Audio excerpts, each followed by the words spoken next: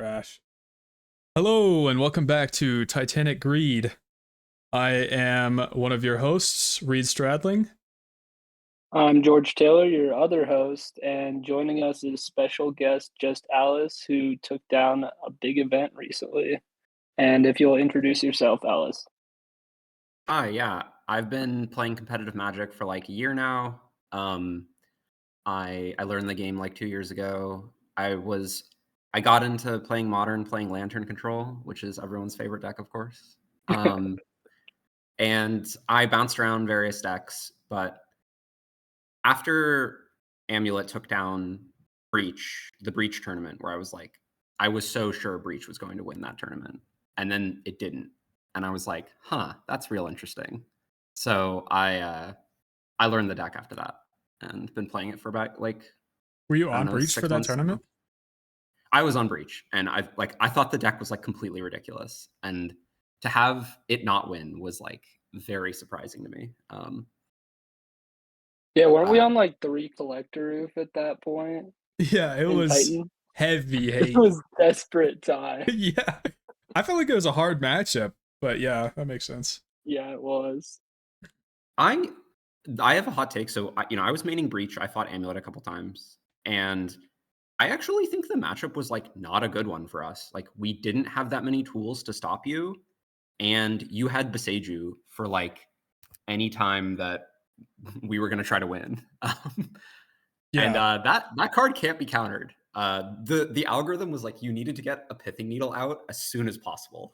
Like that was what you needed to do. So it was like very Yeah, but skill luck intensive for the Titan side, but if you had skill and luck, you did great into that matchup. It was nice.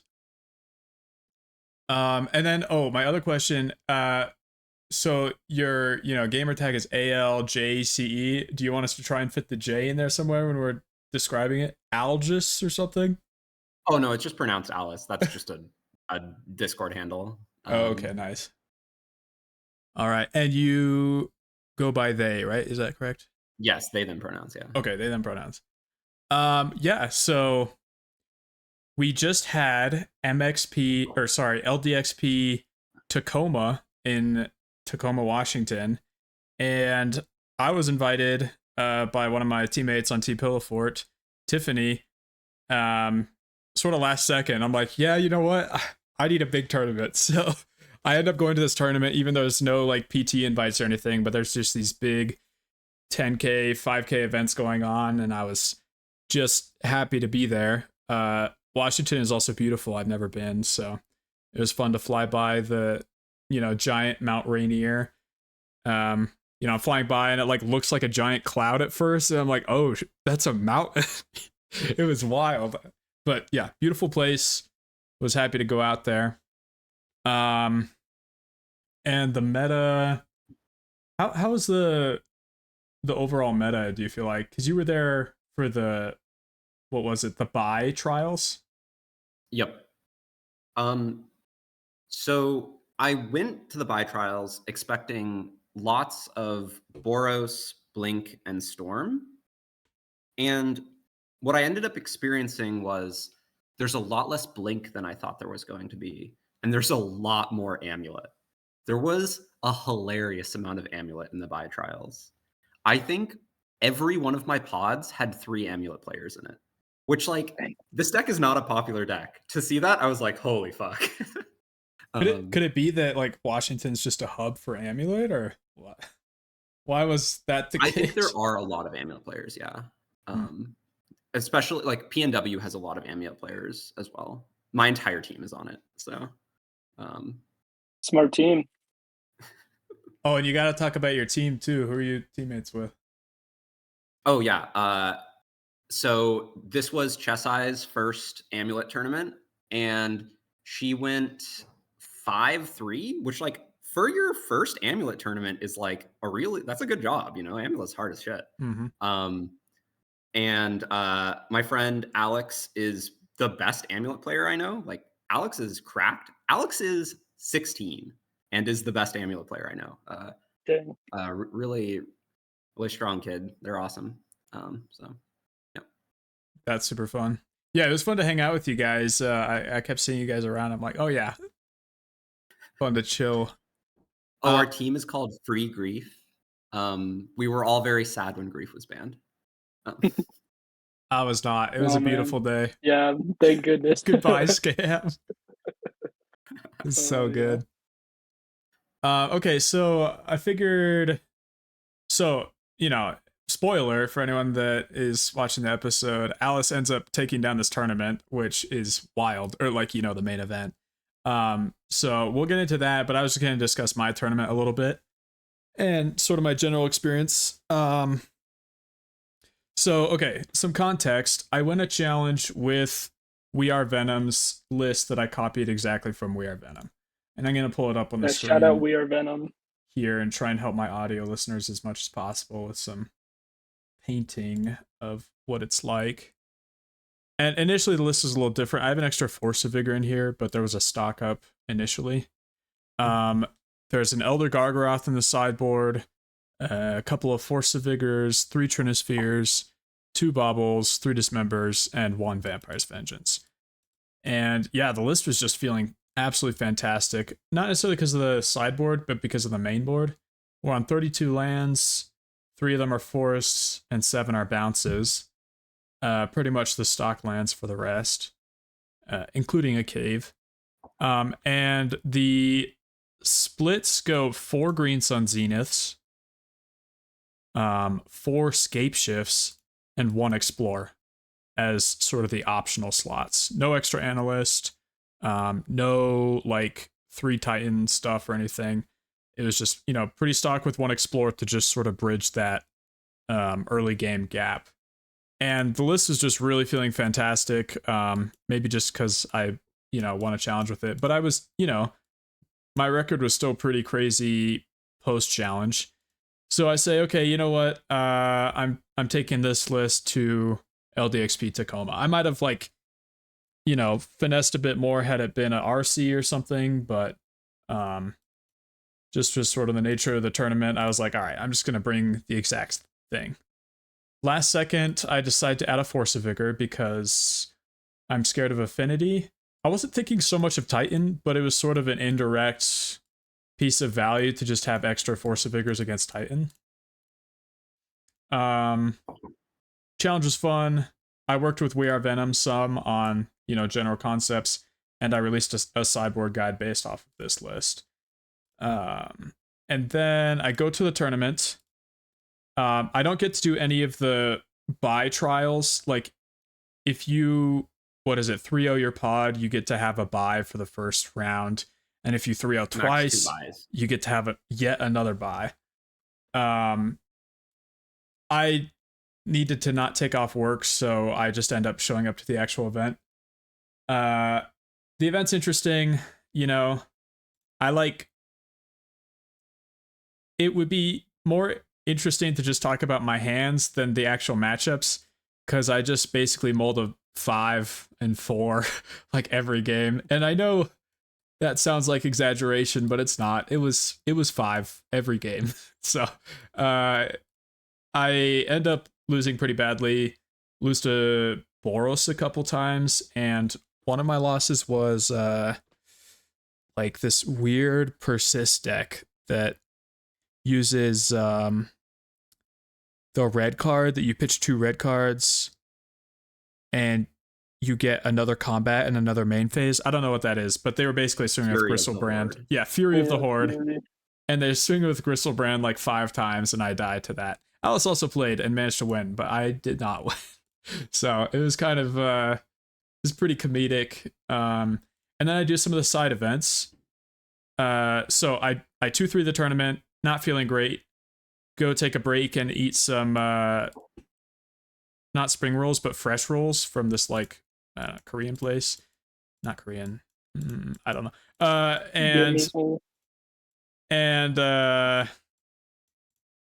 And I come back and I play against some really difficult matchups. Let me check. I posted it on Twitter. Recently, I've only been playing against the bad matchups, and somehow, this this is the Reese queue, and somehow I've been winning against them, and it's been really fun. I think Trinisphere just changes your terrible matchups into pretty fine ones. I played against Neoform. I won. Titan, the Mirror. Okay, this game 2 was crazy. So I lose game 1 outright. Game 2, I'm like, oh, I'm doing okay. I get Force of Vigor, absolutely brutal. And then my opponent lands 2 amulets and one amulet and cast Escape Shift. And I'm like, I've got nothing. They go for the Escape Shift. They could have just gotten Titan, which, isn't necessarily clear in the moment, but they go for the Analyst. They mill over Pact, and a non-land. And I'm like, how did I just live? Because I feel like most, nice Titan players would have scooped by that point. They would have just been like, I'm out.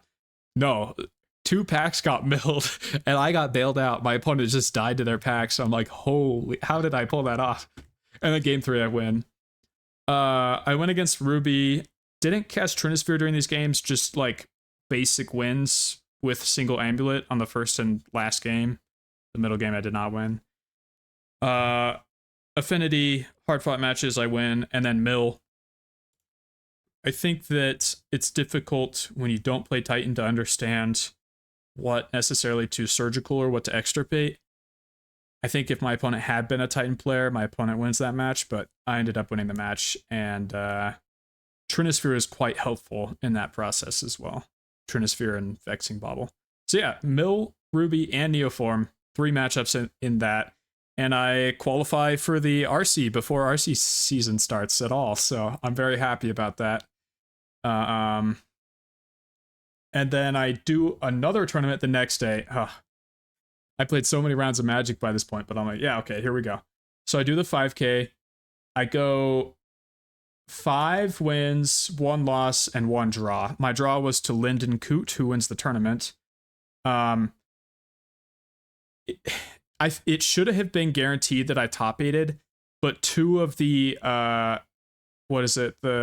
4-1s decide not to draw, and they play it out instead, so that one of them ends up 5-1. And so I get knocked out on breakers because they decided to play, which is kind of rough. But yeah, I got 9th place. And yeah, my draw was to Boros. My loss was also to Boros. So I figured I need some more tech against Boros. And that sort of leads us into a potentially superior deck list for the weekend. Alice, you want to take it away? Yeah. So we have 2 very strong Boros players on our team. Alex is like one of the toughest Boros players I've ever faced. It is rough. Like, it makes you feel like, isn't this supposed to be a good match? Isn't it supposed to be a good match? No. My rough opinion on the matchup is that Boros is actually very favored post sideboarding. Assuming you don't respect the matchup. So much so that I think it might be like 35%, which is like a crazy number to say. But I do think with correct play, they just have so much hate and their clock is really fast. On top of that, I think Boros is actually asking you a very specific deck building question. The deck building question they're asking is, do you have card draw that you can cast under a Blood Moon?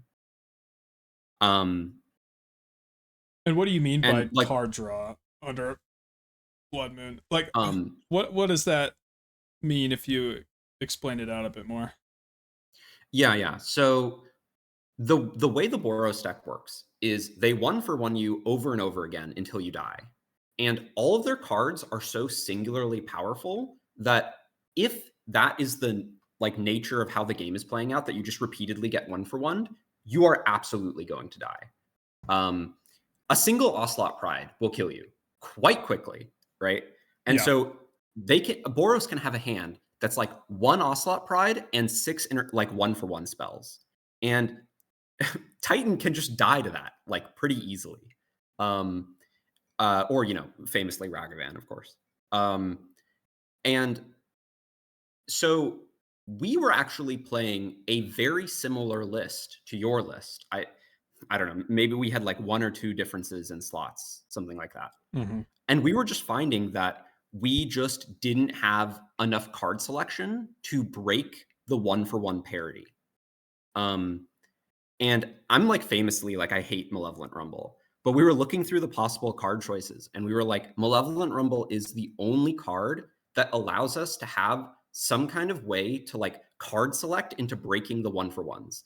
And that sounds weird because it's like Malevolent Rumble isn't like, you know, at the core of it, you spend a card to get a card, right?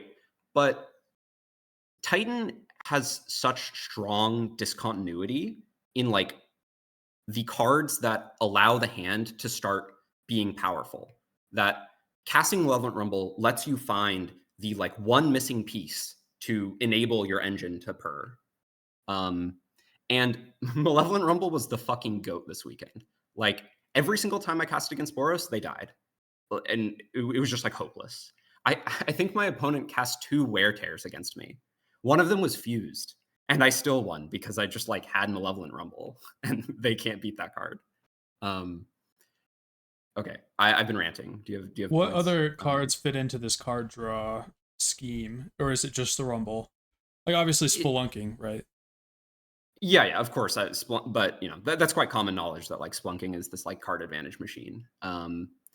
And you know, Green Sun Zenith is also a great way of you know, basically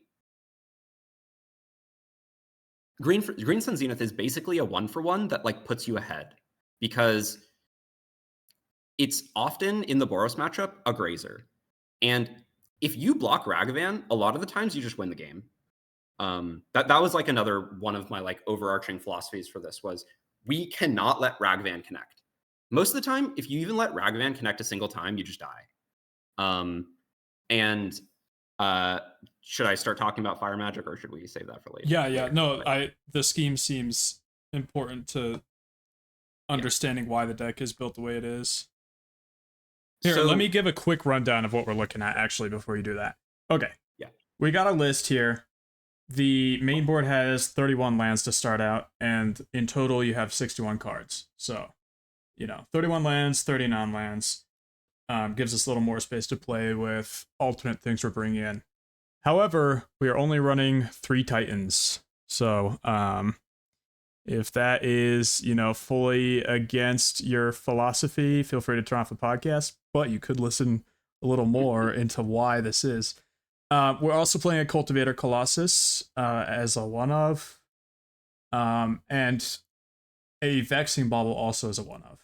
You have 3 Malevolent Rumbles, 3 Green Suns, you have the Dryad Arbor, and you have 6 bounces.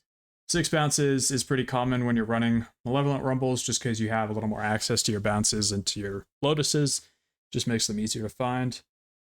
And then we go over to the sideboard. We got the stock 3 Trinisphere. However, in the tournament, Alice is playing 2. Yeah. That slot. It was a collector oof. Yeah, it was a collector oof. Yeah. I think oof is just not that necessary anymore. In terms of our mid-range, mid-fatties, we got 6 in Ice Tail Explorer.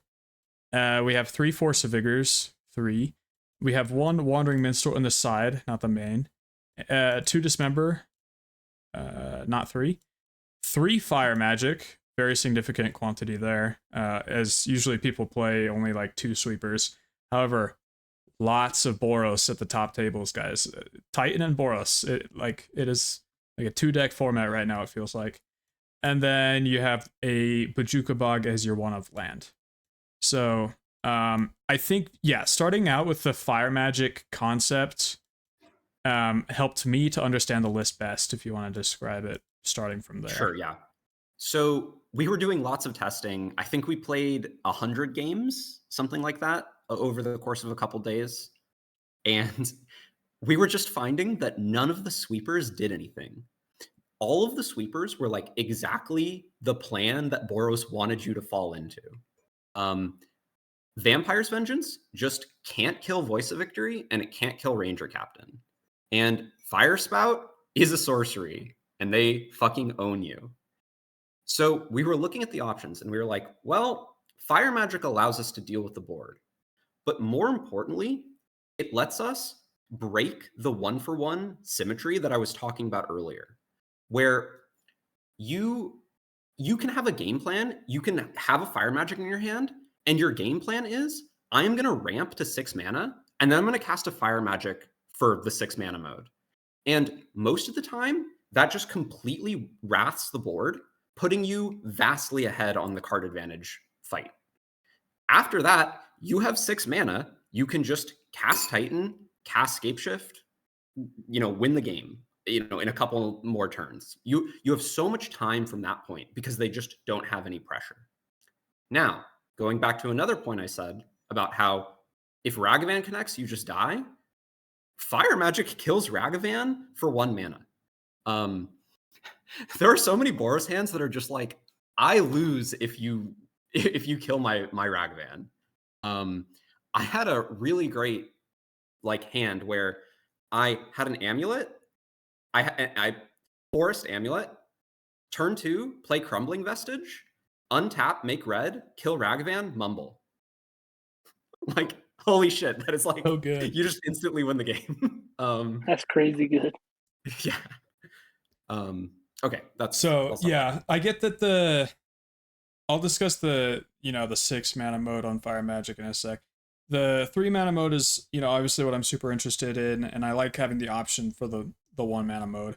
Like back when we used to bring in Dismember against Boros, it was like, maybe I do want to Dismember. Like, killing the early creature is so good. So just having sort of an excess of sweepers and having those sweepers be able to be, pseudo Dismembers is just pretty nice. And another, with the 6 mana fire magic, I sort of get this concept because a lot of time when I'm casting, a Titan on 1 amulet, my main concern is, okay, how do I slow their board down enough? Like, that is the purpose of the Titan, is to try and slow down their board. As opposed to a 6 mana fire magic, very much slows down their board, and then you get to cast a much more chill Titan the turn after, if that's in your hand. Yeah, I'm trying to. There was something that really stood out to me when we initially described this. Maybe it'll strike me later. Anyway. And then Cultivator Colossus. I have always been pretty against Colossus, but in this particular deck list, it makes a lot of sense to me. I'm trying to remember exactly how you described it, but a lot of it was Scapeshift is pretty scary into the deck with now 3 Thraben Charms, some amount of Orange Chance, answers to your artifacts, enchantments in response. And you just want something a little safer to be able to go and grab. And a lot of time against Boros, you just have all these lands stuck in your hand because they're 1-for-1ing you so much that you're putting down a thing, they're getting rid of the thing, you put down another thing, they get rid of that thing, and all you're left with is just a ton of lands in your hands. Cultivator Colossus helps solve that issue, as well as be a more decisive win on 1 amulet than a Titan might end up being. Scapeshift has always been weak to Force of Negation. That card is completely absent in the meta. And so my philosophy is I want to make my Scapeshifts as consistent as possible. So is Counterspell, which is awesome. They're just gone. Yeah. Yeah, I love that. And that's part of the reason that I'm only running 3 Titans is I view this deck as Amulet Scapeshift. It's not Amulet Titan. The Titans are there for the games that have devolved into 1-for-1s. Because at the core of it, Titan is a card that you just get 3 cards for 6 mana. And they're the 3 best cards in your deck. You get a 6/6 and you get the 2 best lands in your deck. If the board is empty, that is instantly game losing for your opponent. So I've always had this concept, Canister plays this list with 80 cards, wins the challenge. Def Jad plays this list with 80 cards, wins the challenge. And I'm are they just getting lucky, or is there something to a specific card in the deck having a lower quantity that is making the deck better? Essentially, is having less of the Titan or less of, let's say, bounce lands or having to draw Summoner's Pact or something, is having less of one of these cards making it so the deck is performing better because you're drawing it less? I don't know. So So I've always had this concept in my head, and Nathan's recently been cutting Titan. Um, if you really think about it, if you think about Titan at face value, it is a bad card. Like really, really bad. 6 mana for a creature. Like that just does not Also good exist mod vibes. anywhere in modern. Like that is just not a thing. So if you don't have the double amulet Wonderkin hand, like, you know, I definitely see it as a much weaker thing to do as opposed to Scape Shift. And I agree with the this deck has become Amulet Scape Shift. It is no longer really Amulet Titan in my view. Another thing is like, I don't even view the deck as having 3 Titans in it.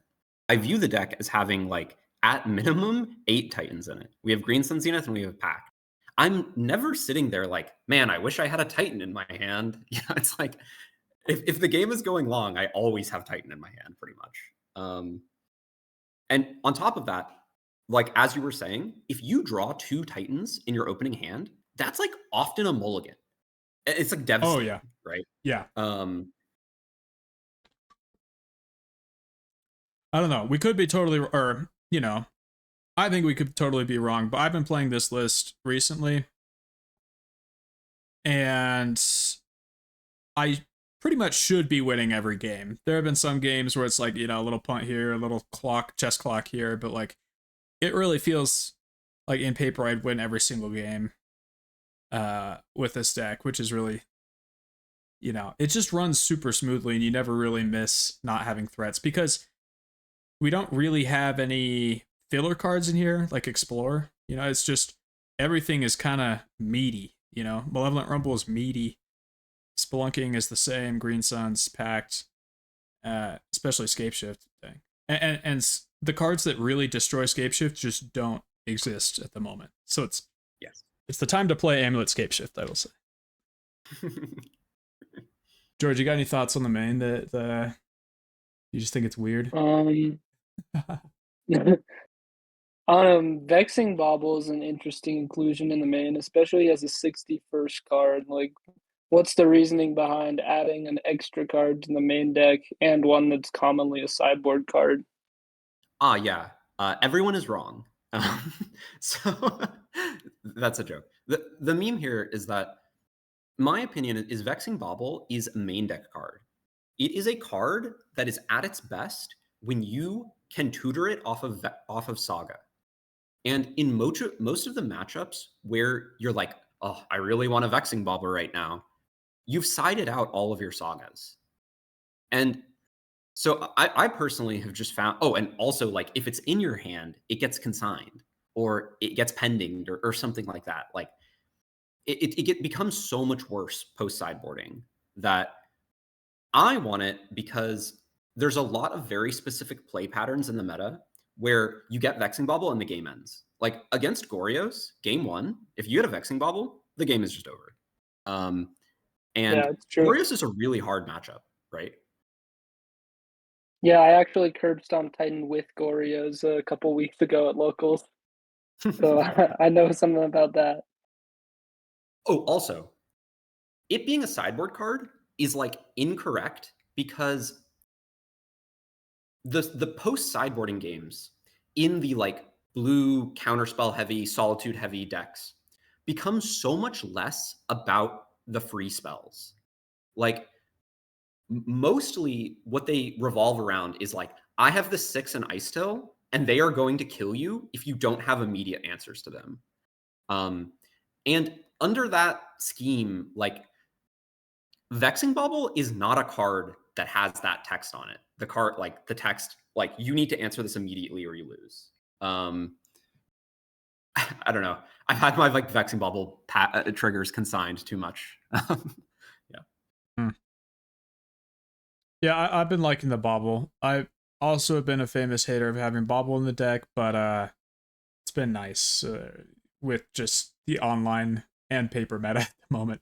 There's just so many unfair decks, and just having a Bauble is pretty convenient, I will say. And it hasn't been that bad to draw it in bad matchups. Yeah, it cycles itself, so it hasn't been bad. It hasn't been terrible.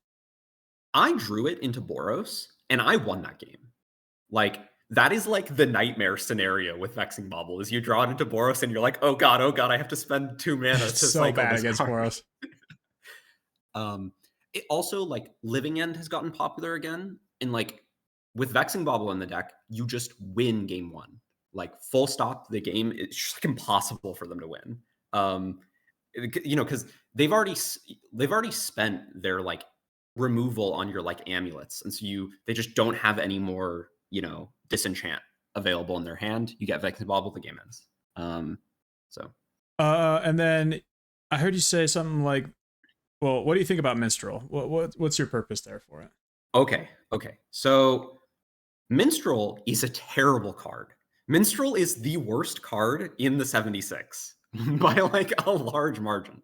But the thing is, the best deck in Modern is Amulet Titan, right? You should respect the best deck in Modern. And Minstrel completely solos the mirror. Like, your opponent has fucking like 3 Force of Vigors and a Beseiju in their hand, and they're looking at your board and they're like, fuck, what do I do? And this sounds like kind of pie in the sky, right? But it's 1 card. So there's like a lot of these like mirror matches where both of you just have no resources. Both of you have like Force of Vigored each other into the ground, and then we get to spend 3 mana to get Minstrel, and then the game ends on the next turn. And the thing is that I beat the mirror against an extremely strong Amulet player, and in both games 2 and 3, they had 2 Force of Vigors in their hand. And it's like, both of my hands were such that I like desperately needed an Amulet effect, and I would have lost that match if it wasn't for Minstrel. People may not find this argument convincing. People may argue Amulet isn't enough of the meta, but Amulet is a lot of the meta. I don't know.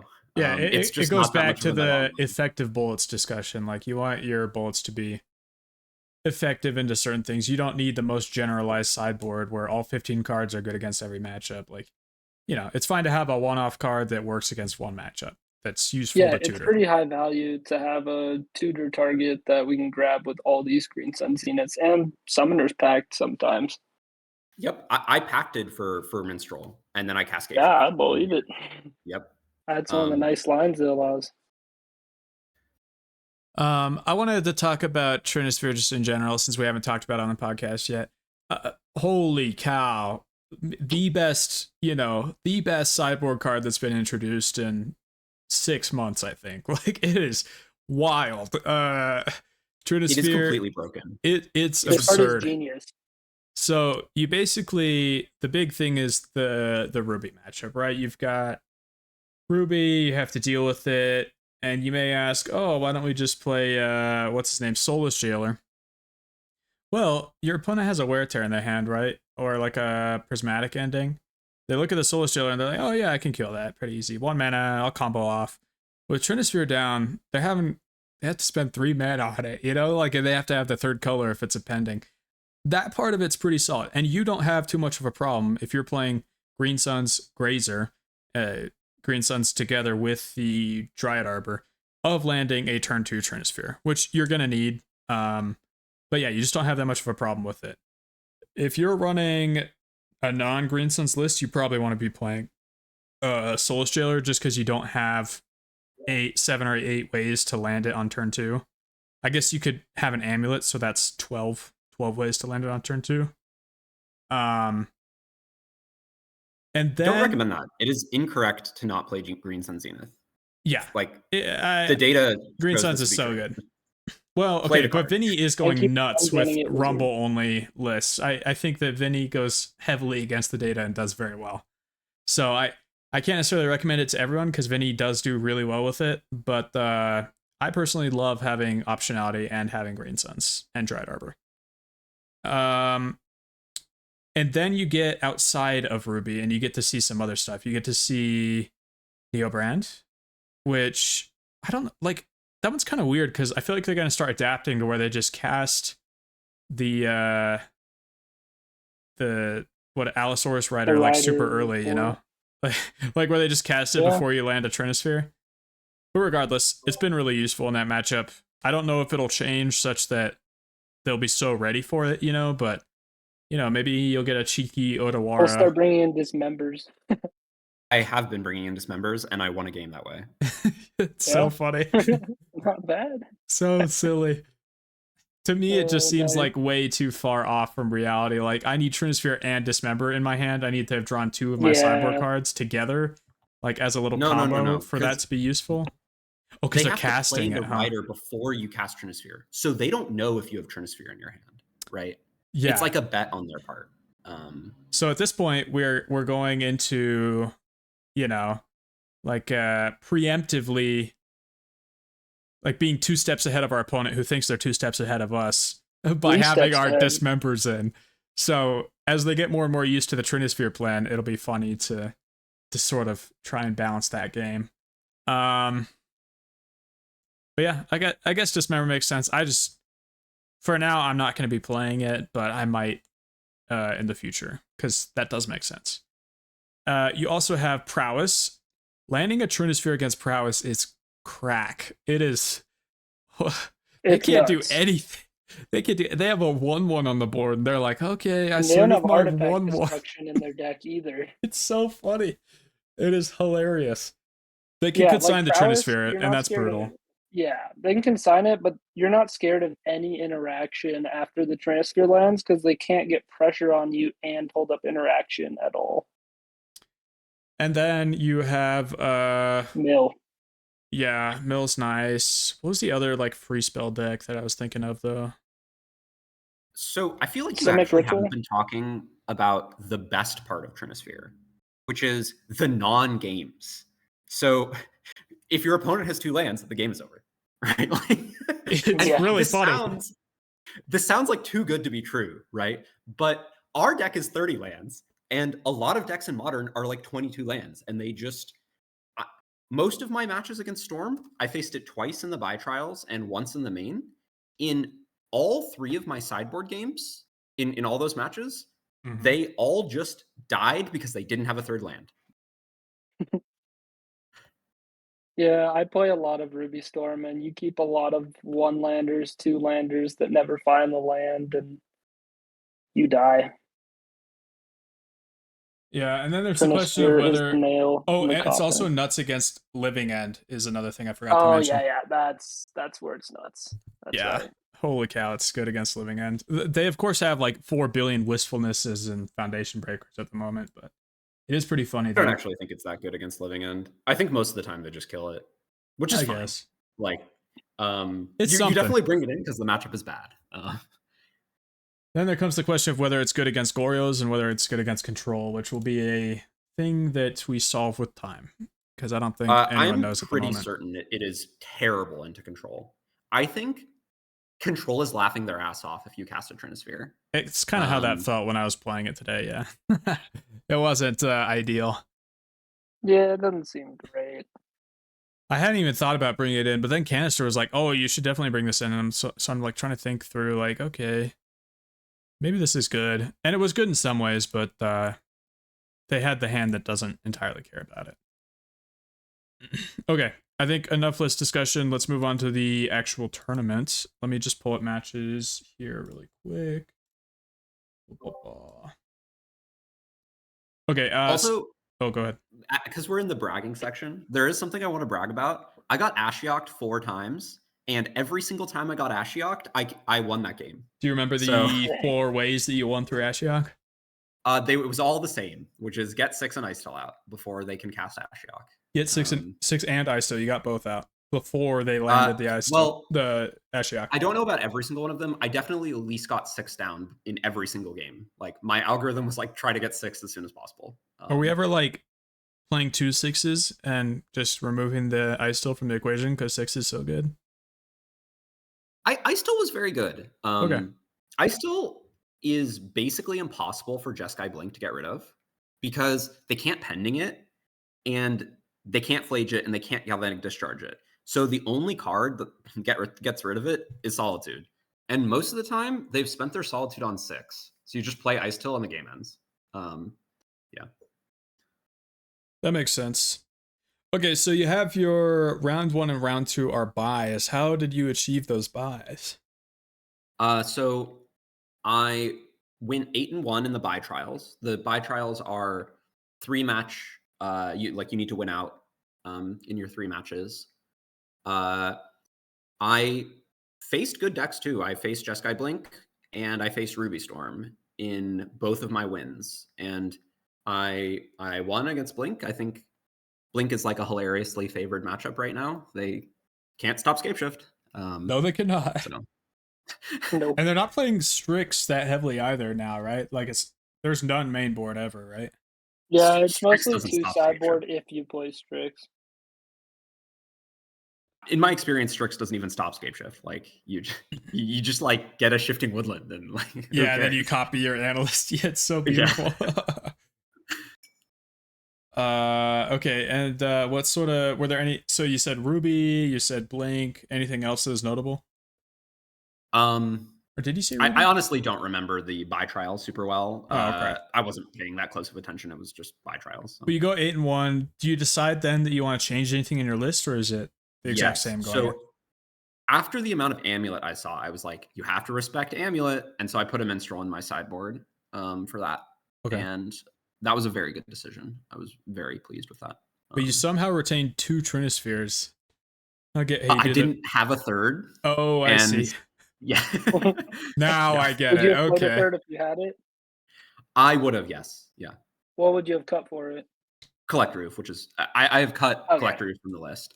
I was also somewhat concerned about the sewer deck being viable because sewer style decks are not great for Titan.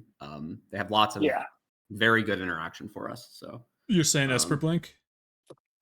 No, sewer Valence combo. Oh, got the it. deck didn't end up panning out. Like it's not a real deck, but I was worried about it being a real deck. So because it seems does seem difficult to interact with.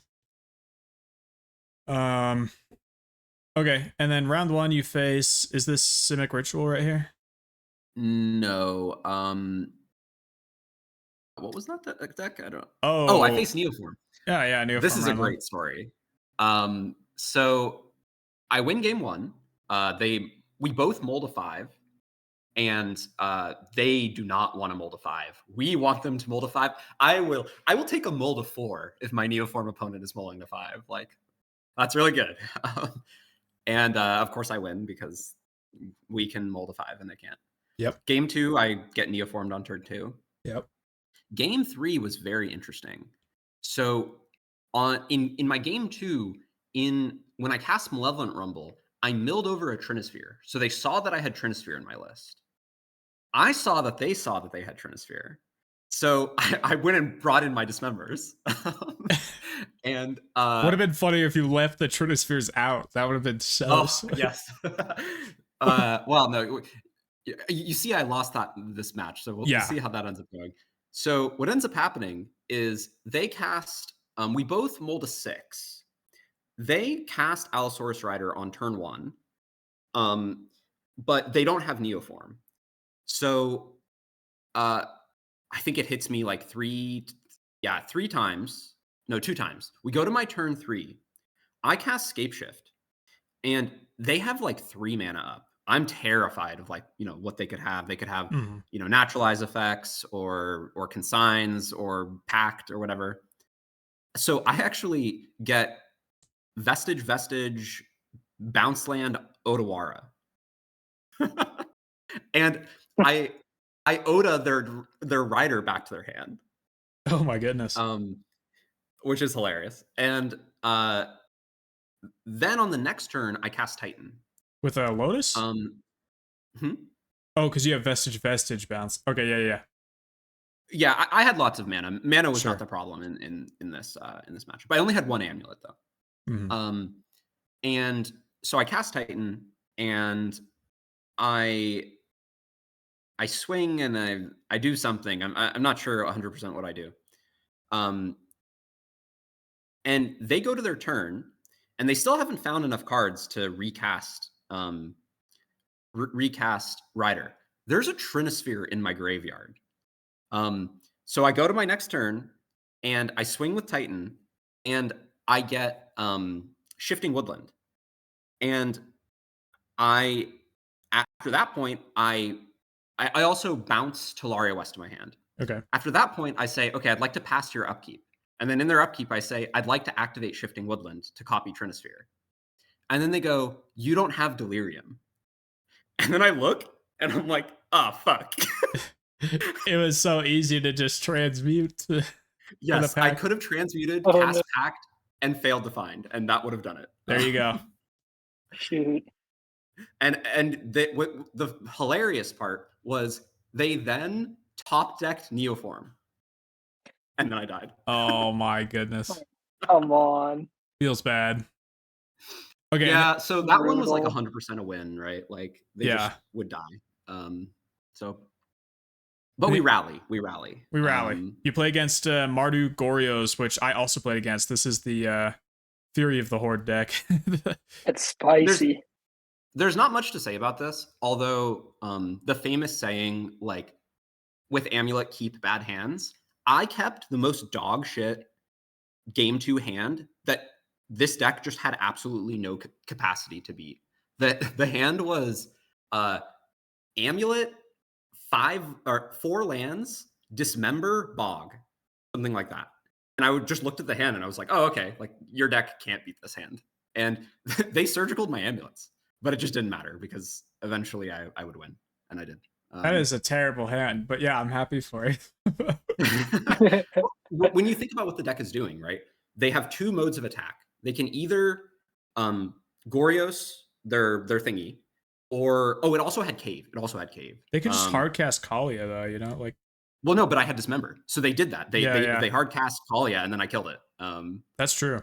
So they have hardcast and they have Graveyard, and yeah, pretty and much if you can attack both ends of that, they just have absolutely no way of winning. I ended up, I bogged them. They had 3 Faithless Lootings in their yard that they were like gonna untap and cast all of them. Yeah, and he just looked at me and was like, "Oh man."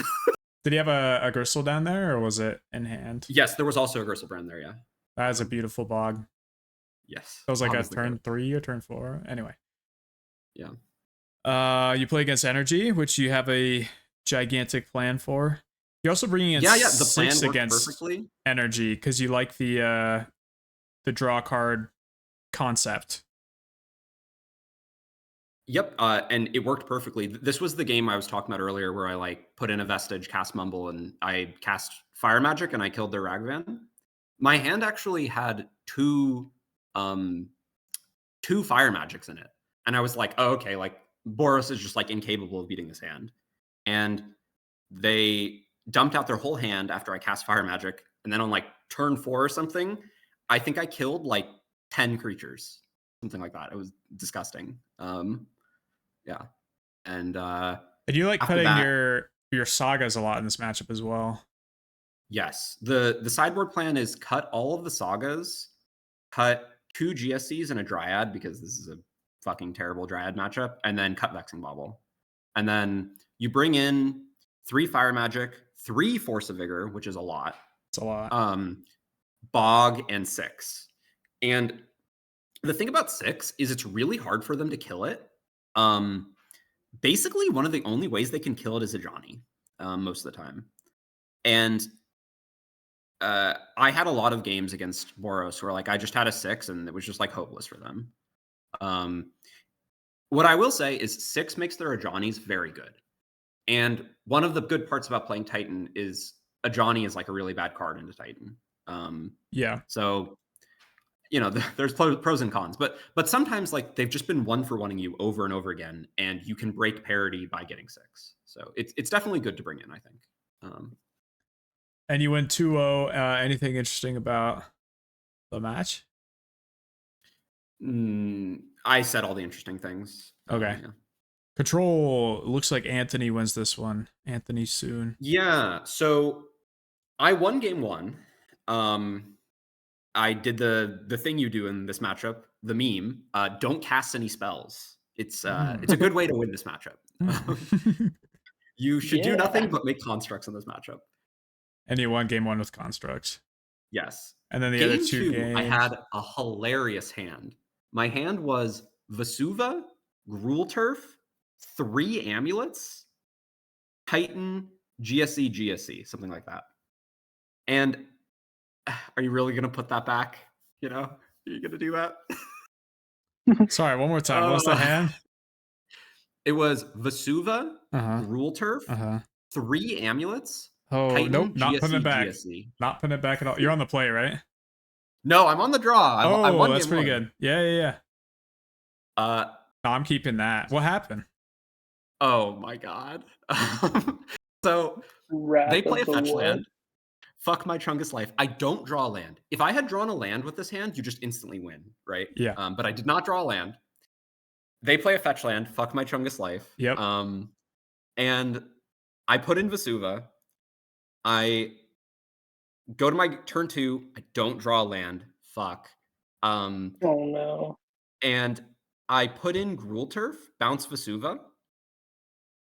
Turn 3, they untap, play Field of Ruin. Oh my. This is why we need to play Hedge Maze in our deck. Oh, yeah. God damn it. And so they Field of Ruin my Gruul Turf, and all I had in my hand was a Vesuva. So I have been like thinking about this hand for like weeks now. Like you ever keep since the that tournament. every Like, day. every day I'm like, is this hand to keep? And I think it is because I you think can it's talk back a beautiful. land. On the What's draw, y'all's I'm thought? keeping that every time. What's your reasoning for that? For keeping it every time? Odds Yeah, wise, you're just so high to like. Yeah. Imagine you know, have perfect hand but no threat, but you have 25 threats in your deck. Are you keeping that hand? I feel like I am, you know, like, so if your hand, you know, doesn't have, and obviously threat is like the top of the pyramid and this is more the bottom of the pyramid, but it just accelerates so ridiculously fast that, you know, you're in a pretty unfavored matchup. That sort of On the draw, too. going much faster than them than they're capable of keeping up with. Like that sort of acceleration seems pretty important. And mulling to 6 loses to Thoughtseize pretty much every time. So I don't know. They told me after the fact that they had no counterspells in their hand.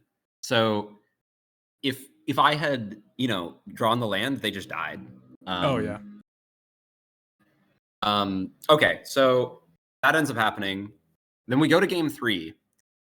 And game 3, ooh, I had a good hand. I had mulled to 5, but it was like a primo, you know, anti Demir 5 of a bunch of sagas. I think I had like Saga, Echoing Deeps, Forest, something like that. I was like, oh baby. Don't cast spells. So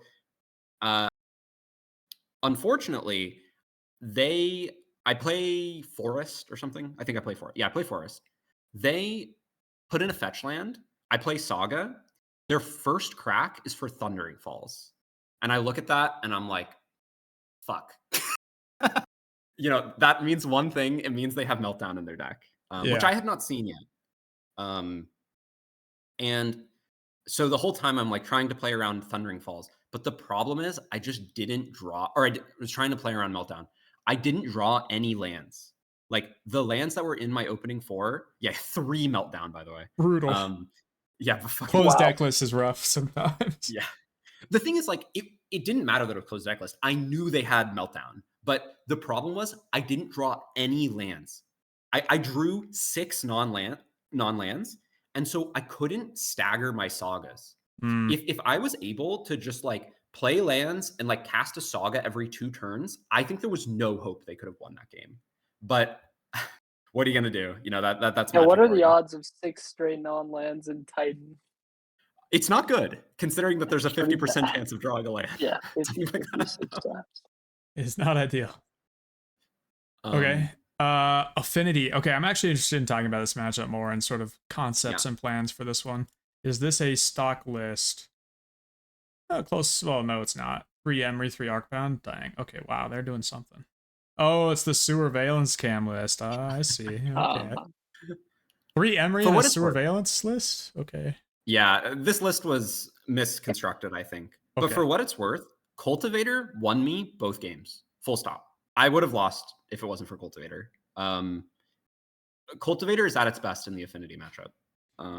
Yeah, here's another thing that sort of opened my eyes on Cultivator is you had described being able to keep scape shifts in against Affinity. I'm like, you're keeping your scape shifts in against Affinity? That makes no sense. They have 4 crypts. What are you talking about? That is ridiculous. Right. You get to scape shift for a bunch of bounce lands and drop a Cultivator. Like, I would be happy against Affinity to cast a spell that costs 4 mana as opposed to trying to resolve something that costs 6 or 7 like Green Sun Zenith. And being able to cast Scape Shift just feels really good into them, and actually having outs for that Scape Shift that aren't just like landing a Titan with no lands on the field, and you're like, okay, and then I need to like also not die to my pact, and all the Cultivator is just like, yeah, whatever, we're dropping a bunch of bounces, life is good, and you get to keep your Scape Shifts in your deck against Affinity, which I love that concept. I don't even have that many sideboard cards to bring in against Affinity anymore. It's like, I feel like the less sideboard cards, the better. And if you can cast a 4 mana spell that wins the game, I'm pretty happy. She had 2 Kappas on board. I was fucking dead to rights. And I was like, well, time to click the Cultivator button.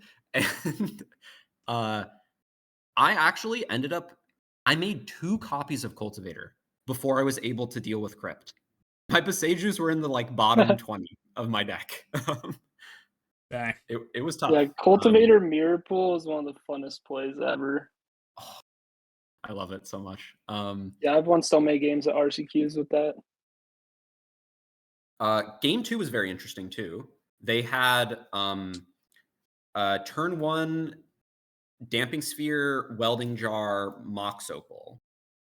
I Force of Vigor, their Sphere, and their hand was Mox Opal, Tormod's Crypt, Welding Jar. Yeah. That's what they put on the battlefield. Yeah. So I Force of Vigor, their Tormod's Crypt, and their Welding Jar, and they sack Crypt. Yeah. Oh yeah. They don't regenerate it. Yeah. For some reason, I'm forgetting exactly how this goes. But regenerate's tapped, so it's like not good at the time. Okay, I actually don't remember how this turn 1 goes. Sorry. But turn 2, they end up having like another Welding Jar and a Damping Sphere. And I'm looking at this and I'm like, oh God. So I have another Force of Vigor, and I Force of Vigor, and then they counter it. They have Metallic Rebuke. Yeah. But no.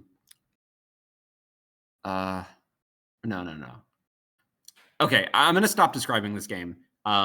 Eventually, what ended up happening is I was able to scape shift for a bunch of bounce lands and Beseju, and then I Beseju'd their Damping Sphere and cast a Cultivator in one. So I would have lost that game too. Wait, did they not regenerate the Damping Sphere though? I'm sorry, I don't remember exactly how this game went. We took a lot of game actions. Some weird stuff going on, and yeah. Cultivator at some point, the Welding Jar probably got blown up or something. Something like that, yeah. Mr. Beast is out here truly helping out the Mr. poor Beast Titan players against the rich, laughing Affinity players. Can you go to MTG decks right now? Yeah. MTG decks. So if you go to the modern section and like just look at the top meta decks, like everyone hates Cultivator, but it's like Cultivator, one of the best cards into Boros Energy. They have a bunch of Raven Charms. Yep. Affinity, they have endless Tormod Scripts. Yep. Terrible into Jeskai Blink. Really, really bad. Terrible. Sure. Game losing even. But then Eldrazi-tron, like Cultivator is fucking goated into Eldrazi-tron. Like sometimes they just have a K command for where X is 6, and every other line you can conceivably think of just loses to K command X equals 6, right? Like you're just cooked. I have not had this experience. My deck is too fast in my hands. X equals 6 never happens. I think it happens to people, you know. And also sometimes you just lose to a K command X equals 2 as well. So. But I see your point. Boros and Affinity are very, very heavily played decks, and not even that, but like if you're in a winner's bracket, you will be seeing a lot of them. Yes. And this it's also good into prowess in game 1.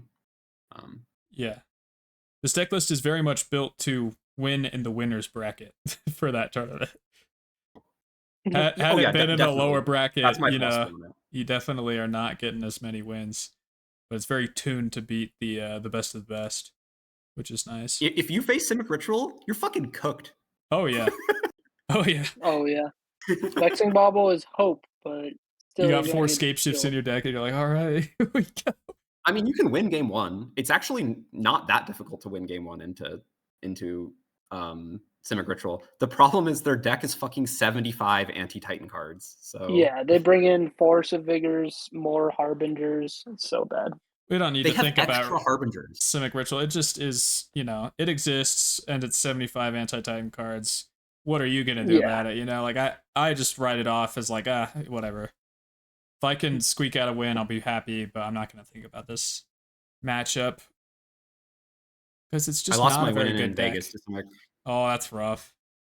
It was fucking brutal. But you play against the Sultai deck though, isn't that the Simic one down here?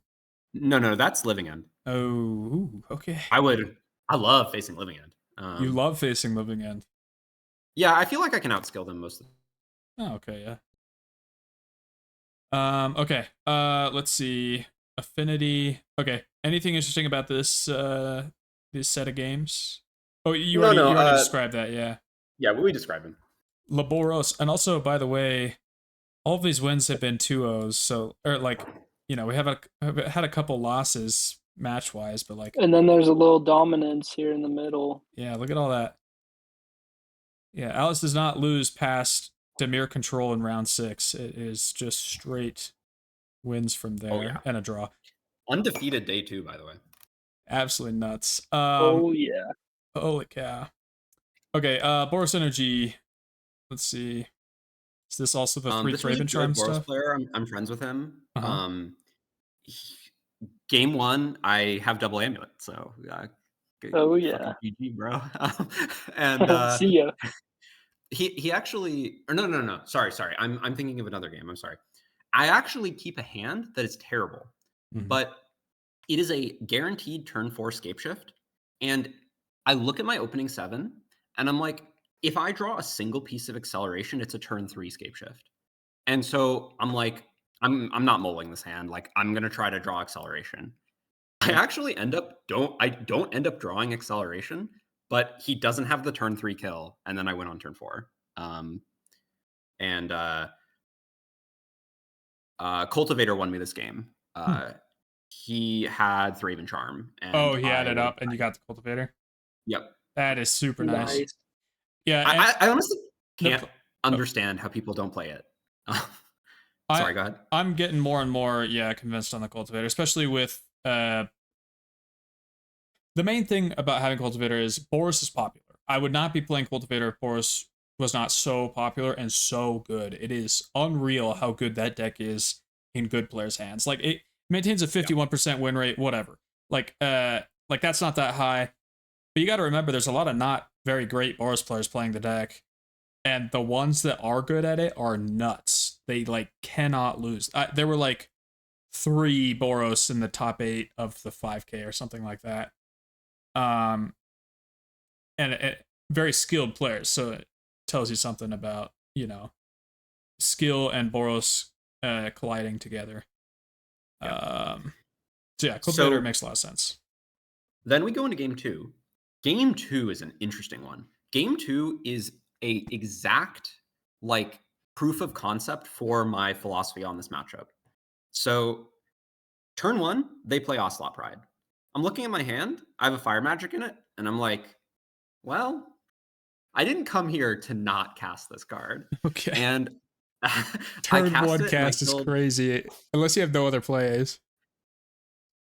I looked at my hand and I was like, hold on one second.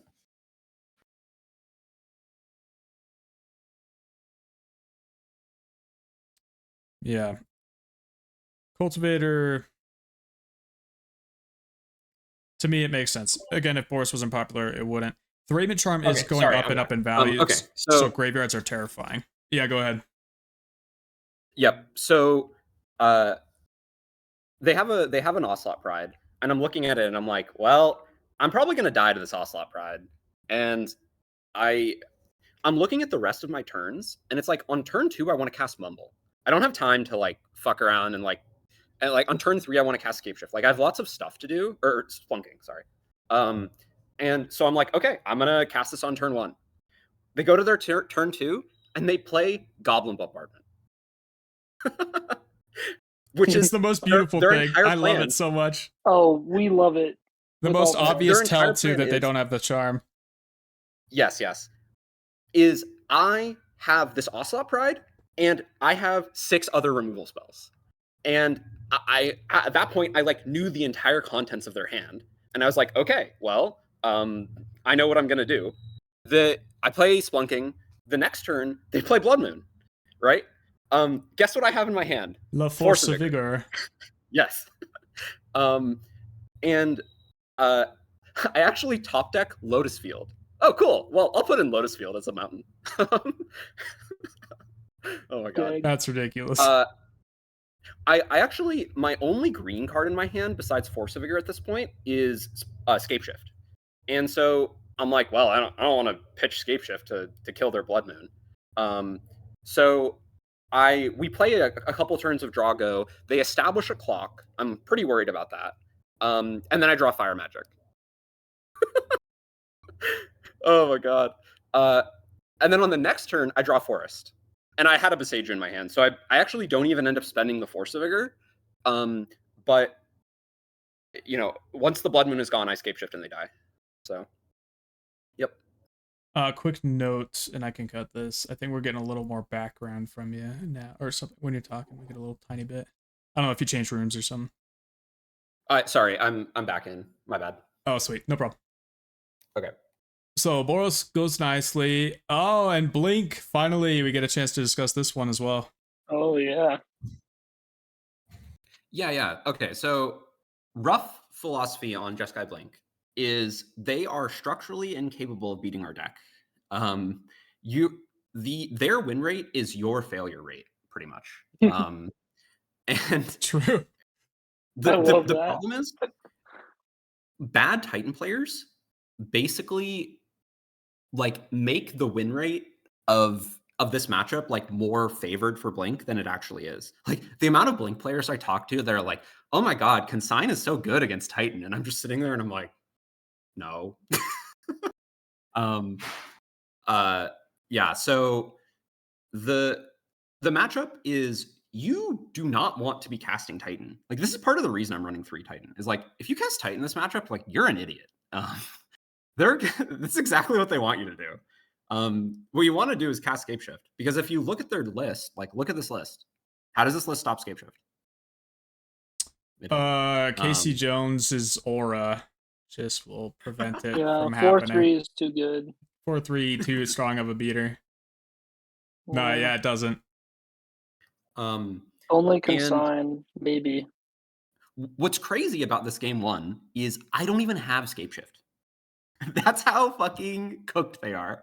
My hand, I don't remember the exact contents of the hand, but I remember how the game ended. Oh yeah, okay. There's another part of the philosophy of this matchup. They can't kill you. Their deck is so bad, it doesn't have any pressure. Their only pressure is Flage. And so if they don't have Flage, like you can just fucking sit there. I think that was a big part that resonated with me when you were talking to me about it, is like they don't have, you know, so many threats that knock down your life total quickly, as long as you're not giving them great opportunities to drop and increment on those threats. Right. They Flage in like, I don't know, 5% of the games, they're gonna like haste a Flage and like consign the sack trigger, and like you're gonna lose those games, but that's fine. Like the rest of the games you win. Riddler just can't kill you fast enough. It just doesn't deal that much damage. So like, especially if they're like blinking with Felia, it's literally dealing 0 damage. So with your thing about like they can't kill you fast enough before you like Scapeshift them, right? Are you if you have like an amulet in hand and you have like pretty close odds of like whether you should play it or whether you should hold it, you know, are you more likely to be holding that amulet just to make sure that Scapeshift goes through at the time that you need it to go through? Or I are don't you know. It more depends on jamming? so much of how the game has developed. This is like really a matchup where you like need to get your reps in, so you Yeah. know, like you need to get good at predicting what's in their hand. Most of the time, their hand is like completely face up if you like understand the matchup enough. Sure. I don't know. The truth is, I actually really don't like Amulet in this matchup. Like, if it was possible to cut an Amulet, I probably would in this matchup, but it's like structurally impossible to do that. So. Because of the Um, concerns. Well, no, you just don't have enough amulet effects. Like, if there was like a different kind of amulet effect we could have in the sideboard, I would like bring it in. Yeah, because of Well, consign. Like, let me introduce to you. I just, So is the Minstrel coming in? unfortunately, that card dies to Flage, which is Yeah. their best card in their deck. So, and yeah, nowadays they're keeping in the 4 Flage because of something or the other. I can't remember. Because it's the way they kill you. They have to, right? Like they don't have a choice. It's their only way that they can kill you. Yeah. Yeah. Okay. So game 1, I actually don't even have Scape Shift. Like the way that I win is I have Titan, Pact, GSC in my hand. And I eventually get to enough mana that I'm able to like basically solve the puzzle of like, how do I chain all of these effects to like establish the loop? I only had one amulet effect, but I had enough mana on the board that I was able to just turn that into the full analyst combo. And they had a bunch of solitudes in their hand, but it just didn't matter. Yep. That's my favorite thing. I love just when winning through all the Solitude is relevant. solitudes. Anything interesting in game 2? Oh yeah, game 2 was an interesting one. I look at my opening 7. It's in the top 95% of anti-blink Titan hands. I was looking at it and I like almost couldn't believe how good the hand was. Razor Spelunking Scape Shift? I don't know what you got. Dismember. No. Incorrect. Not the top 95% of anti-blink hands. Post sideboarding, of course. Okay. All right. This was my hand.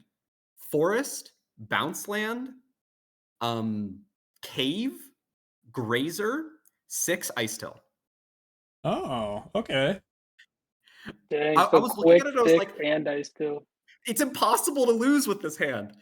They cast a turn 3 Ashiok, and it didn't fucking matter. In fact, they couldn't even down tick it because I had so much pressure against the Ashiok that if they down ticked it, it would have died a turn earlier. That is awesome. That's how you beat That's sweet. Ashiok, guys. Just play more Ashiok, bro. 6s. Oh, I also had a GSC. And yeah. But you couldn't resolve it, I assume. Or you thing was, resolve like, it after the Ashiok dies? Something like that? I did, yeah. I killed Ashiok, and Yeah. and then I GSC'd for Titan, and then they died. Imagine if we Nice. had something like what's that green creature in Vintage Cube that you mill a card, it gains indestructible, The and Ursign? Ursign Monstrosity. Imagine if we had Yeah. something like that in Titan. That'd be so sick. It would I be think 6 is so better than good. that card. No cap. 6 is crazy. It's not. It's not. All right. That card is I don't just want to so win by nuts. attacking someone's life. Ursign is one of those commander cards. It's kind of It's a insane. little nuts. It's a 7/7 indestructible pretty much every time it attacks. That card dies to Solitude. That's exactly what Jeskai Blink wants you to do. Yeah, but so does 6. I don't know. Does it? It like Hmm. most of the time 6 immediately draws you a card, right? Sure. And does Yeah, it Ursign kinda Monstrosity do that? Anyway, we're kind of getting into Depends on your hand, but yeah. Okay, They fun should matchup. put Ursign Monstrosity into Modern. All right, let's get down this list. Blink, is it what? Okay. Just is Great. it? It's time for me to introduce this matchup. So, have you played against Enzo before? No. Enzo is like a famous player. Like Enzo is like really a famous player, at least in Portland. He is one of the strongest Portland grinders. So good. He's been to the Pro Tour twice. But he only ever plays one kind of deck, which is this like garbage, like affinity mid-range pile that has 0 win cons. Look at the deck; it doesn't have any win cons. Ursa Saga. Yeah, the win con is like Saga. I assume that he took out all of the Corey Steel Cutters in our post sideboarding games. I would assume so, yeah. beating Enzo is like really hard. Like Enzo is a good player. Game 1, I just have like he bobbles me and I just see his like eyes deflate and the top of my deck is Amulet. Um uh and he was just toast after that. Like he asked me like how dead am I and I'm like very and then he conceded. Really? Just that fast? Okay. We know each other. Yeah, Like, yeah. yeah. If you know, you're dead. Yeah, and game 2 was like absolutely an incredible game where I had a 6 and he had Tomio and we were both drawing 2 cards a turn and he has like just like endless interaction for everything I'm doing. Um I I didn't know his list and I was worried occasionally he plays what's the card? The Teamer enchantment um, Hmm. Song of Creation. Yeah. Oh Um yeah, so and I was kept worrying. I was continuously worried that there was a Song of Creation in his deck, and that would just like make him instantly win at any time. So I kept holding up Beseju, like being worried about that. But it just turns out there's no there's no song in this deck. Look at the list; it doesn't have a win column. um, and that decision actually, if I had more aggressively like resurrected items from my yard, I think I would have overwhelmed his interaction. But of Yeah. course, closed like deckless moment. It was a great game. I think we took it. We went to at least turn 20. I think I had 20 cards in my library, something like that. Like, Was the heat um, ever relevant? The unholy heat? uh, I don't know. I don't think I got Unholy Heated. I think he didn't draw it. Oh, interesting. Weird. okay. He ended up killing my 6 with Flame of Anor. Oh, right. Um, I'm surprised there's okay, not more so Flame of Anors. That seems. Yes. Hard to yeah, I pass. agree. I don't know. Is This Emery list a is wizard? Hmm? Is Emery a wizard? Yeah. Yes. Yeah, that Emery seems like you Tamio want should be play more like at least flame, 3, I feel or at like, least but I don't know. sideboard. Best Is cards of the there deck. more sideboard? Oh, yeah, let's see. Like one of your best payoffs. Interesting. Well, let's not talk about this deck list too much. Yeah, sure. Game 3, hilarious. He ends up Saga pops. He gets Pithing Needle and he names Beseju, and then he plays Blood Moon. Oh boy, that's not good. The thing is that on the I draw previous turn, force. Okay. he had a bunch of Force of Negations in his hand. And like he had like a bunch of counter spells. So I was never going to resolve my force, basically. On the previous turn, he had cast Strict Serenade. I hit him with the bird 10 times until he died. Okay. That's crazy. Just like no That threats. is Okay, sure. unreal. Also doesn't draw Riddler or is able to cast the 5-mana Riddler, I guess. No, yeah, he drew cards. He drew lots of cards. Oh my god. Yeah. The type of luck moving you on. need to win a tournament, truly. Yeah. Oh, yeah. The thing was, he couldn't cast spells either. Like he was locked under his Blood Moon just as much as I was. He's That's a 3-color pretty funny. deck, right? You're in here with Like, me. oh yeah. Okay, moving on. This was the Titan Mirror. Yes. I won the die roll, and then I proceeded to lose game 1. Okay. I had 2 amulets, and I just never drew a bounce land or a Lotus Field, and I had the whole thing. I just needed to, sometimes you do that. I cast 2 Malevolent Rumbles, and none of them found. I was sitting there like fucking raging out of my head, like how do I not find any way to win the game here? It was just like both of my mumbles were completely blank. Oh god. But I lost, and then Minstrel game wins the 2. games? Yeah, we're about to get in the minstrel zone. Game 2, both of us have 2 Force of Vigors, but that's the scenario where my deck just beats other Titan decks because I will get minstrel, and when I got minstrel, my opponent's face was just like he was just like devastated. His hand was Force of Vigor, Beseju at the time. Oh my That was goodness. his hand. And I actually didn't have a threat in my hand because remember we had both Force of Vigor to each other like before, And so both of us were on very, very low hand Oh, count. whoa, we're playing Litho in this sideboard. Okay, end stat. Okay. Gotta respect the Dang. Ashiok. Where's there's 3 force figures. Okay, yeah, they have 3 fob. Okay, go ahead. Sorry, I didn't mean to interrupt. No, no worries.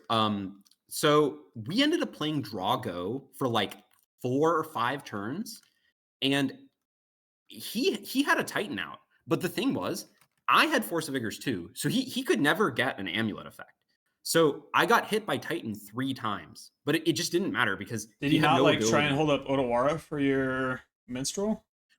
Oh well, we'll get to that. Okay. So on the very last turn before I'm about to die, like I'm at like 7 life, and like he has mirror pool, like he'll be able to make another Titan. He has enough to do the like no amulet win, basically.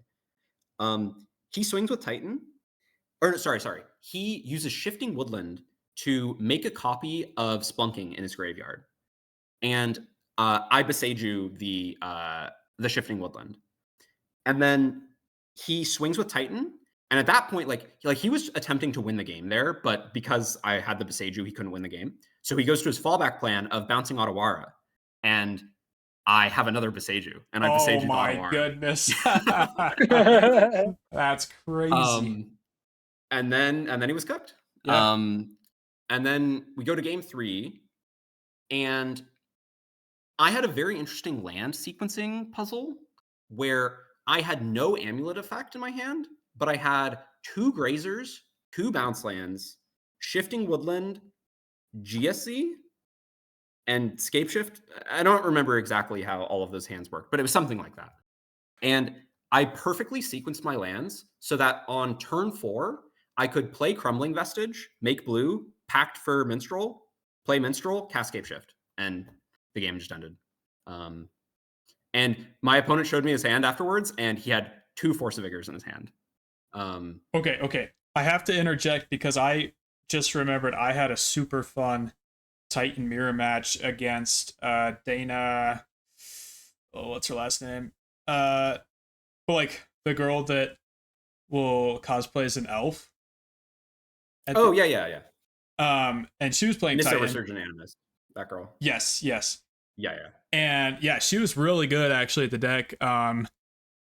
So we just have this like full on beat down, like Force of Vigor times a million. I don't have Minstrel in my deck list. I don't think she has Minstrel in her deck list. And it comes down to just this like natural Titan on the board versus I land a natural Titan the next turn, which everyone knows is way, way, way worse than landing the Titan first. But Dana has 4 Besejus. I only have 3. But Dana's already used 2 Besejus on my other things. So 1 Beseju gets me pretty good.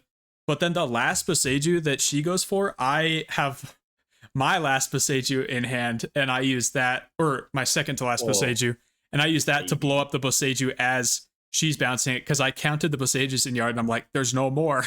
And then I block her natural Titan on my natural Titan, and then I have Shifting Woodland on the board, and a Vesuva copying Shifting Woodland, and I start attacking with 2 basically resurrected Titans. It was amazing. It was fantastic. But anyway, that it was like the longest, most drawn out game ever, and I think if I'd played it any other way, I lose. I think there was a super convoluted line that she found after that would have won her the game. But wow. Super fun match. I actually think the mirror match is like extremely high skill once you're post sideboarding. Pre sideboarding, it's fucking stupid. It's whatever. I feel like I'm actually quite bad at the mirror. Like I think it's one of my weakest matchups. Me too. Worst matchup is Titan is what I always say. They're playing the good deck. You don't want them to be playing the good deck. You want them to be playing anything else. Exactly. You want to be playing against Cosmogoyf combo. Oh, that would be nice. Okay, so should we talk about my rough opinion on like how you beat Living End? Because that was my next matchup. Yeah, I do actually want to talk about that. I'm interested in that. So my win rate into Living End is quite high. I don't actually know. Like I think it's hard for me to claim like Titan is favored into Living End because they have so many hate cards, but they're missing like one very particular piece to make their hate cards work, which is they don't have any card draw, right? Okay. So if you just exhaust their answers in their hand, they just lose because they have spent their whole hand and they have no way of refilling it. Like they don't want run Quantum Riddler. The best way for them to refill it is like Overlord, and that's a card you can Beseiju. So so yeah, my rough game plan is I'm going to cast a threat every single turn, and I'm either going to win or I'm going to lose. And a lot of the time, I end up winning with this strategy. Uh, I I think this is a matchup where main deck Vexing Bauble really shines. Like I agree. you, I won a match against Living End just recently because of that. wow. Okay, cool. Yeah. So I actually think we're like somewhat favored in game one just because you get to turn off their entire deck. And like, especially like if you know you're going to face Living End, holy shit, can you, You you're can pretty leverage favored. that, You get yeah. to just mold a saga and then they lose. Uh, Unless they wistfulness you, in which case you're cooked. Yeah, yeah, that's for that sure. is sadness right there. That kind of comes to my like post sideboarding discussion, which is this is a matchup where you need to cut all of your saga. In the post sideboarding games, if you get stone rained, you just die. That's been my experience. And there's lots of like sideboarding guides that like recommend like, oh, you should keep in a couple saga or something, and it's just like that's fucking copium. Like you're Funny thing is, I've beat Living End a couple of times. This was pre-wistfulness though, so probably a bad idea now. But I beat it by keeping in my sagas in the face of all the crazy stuff. But there's more removal now, so I think that makes sense. Yeah, the deck has fundamentally changed with the addition Yeah, it's way different. of wistfulness, and I do have to agree. I think cutting your sagas is just correct at this Yeah, point. I think I'm chopping sagas now with the wistfulness, being able to take it out for 2 and having 4 of those. it's just like devastating if that happens. Yeah. So yeah, game one, they keep a one lander. They end up getting there, but the one lander ends up slowing them down enough that even though they have force of negation, subtlety, endurance, blah blah blah, they have all those cards. It doesn't matter because eventually they're going to run out of them. And in game one, actually, it didn't even matter, especially because I tutored Vexing Bubble and I shut off all of their interaction. And then I just like my opponent said F6, like you know, that's what ended up happening. Nice. That's beautiful. Game two, yeah, oh yeah. Game two, they he I have a double amulet hand, which is quite strong, and I'm looking at it and I'm like, okay, well, this hand does the thing I want it to do. I'm going to cast 2 amulets, and I'm going to cast a threat every single turn. They ended up killing one of my amulets, or no, they force of negation an amulet. When that happens, most of the time you just win the match because they don't have any card advantage, right? So if Sure. they're force of negation an amulet, they probably just don't have another force of negation. Unless it's your only amulet, but yeah. Right, unless it's your only amulet. That's true. That's for true. But the thing is, we have Mumble, right? And Mumble is like so good in this matchup. It fills your graveyard with creatures. Yeah. And it it finds more amulets. And I actually think I do end up mumbling into a splunking. And then at that point, my hand was I had enough incidental ramp that I was sitting at 4 mana. Well, I cast Titan, they cast Subtlety. I think I put it on the top or something. I don't remember. But then on the next turn, I cast Green Sun Zenith, and they cast Force and Negation. But now you got to start counting how many cards they have in their hand. Okay. Oh boy, it sure is interesting that they only have 2 cards in their hand. And I cast another Green Sun Zenith, and they revealed that they had another Subtlety in their hand. But I cast Green Sun Zenith, and the game ended. Real quick with okay, go ahead. I'm gonna go on a different point, so I want you to be able to go ahead. No, I finished my thought. Go ahead. So Cultivator Colossus, does this also fall within the Scapeshift stay in and I'm casting Colossus plan? Yes, absolutely. This is a really good cultivator matchup. They, of course, they like have consign post board. Wait, this list doesn't even fucking run consign. Oh, they No, they can't can't play run consign. consign. Yeah. No, Right. there's Yeah. no consigns. You're on a podcast. You Yes, can't be there's no saying consign. stuff like this. No, just kidding. Yeah, they can't play consign though. Okay, so like cultivator has like no downside. It's No all downside. upside. It's all upside in this matchup. Yeah. And like Scapeshift is the most powerful card in this matchup. Like the thing is, they take a lot of pain from their everything they're doing. A lot of the times you don't even need to cast Analyst. Like a lot of the times you can just cast Titan and like swing with it, and like that often just kills them because they're just like life total is too low. Well, and you guys know this, but I'm just saying this for the listeners. Like they play the 4 endurance all the time. You see endurance nonstop from this deck, so Scapeshift's always been terrifying into this deck. So having an alternate plan for your Scapeshift is valuable and yet another point in Colossus's favor. Mr. Beast. Okay, but you were saying. Yeah. I did end up winning with Cultivator in game 1 actually. They had 3 mana up, and that's not enough to cast Endurance, right? Or no, Endurance is 3 mana. It's 3 mana. I was playing around that, and then they saw Cultivator and they set F6. So that should tell you what would have happened that game. That's pretty nice. That's pretty dang That is great. A good feeling. Yeah. What's this Halo Forager? What does that card even do? Hold on, sorry, I gotta look at a weird. Recast instant sorceries from the yard by paying X. So you pay 0 to recast the living end from the yard. It's very important for their deck, actually. If you don't run Halo Forger, they can get into a situation where they run out of living ends and then they lose. That is good cringe. I'm not gonna lie. 4 living ends. 3. They want another one.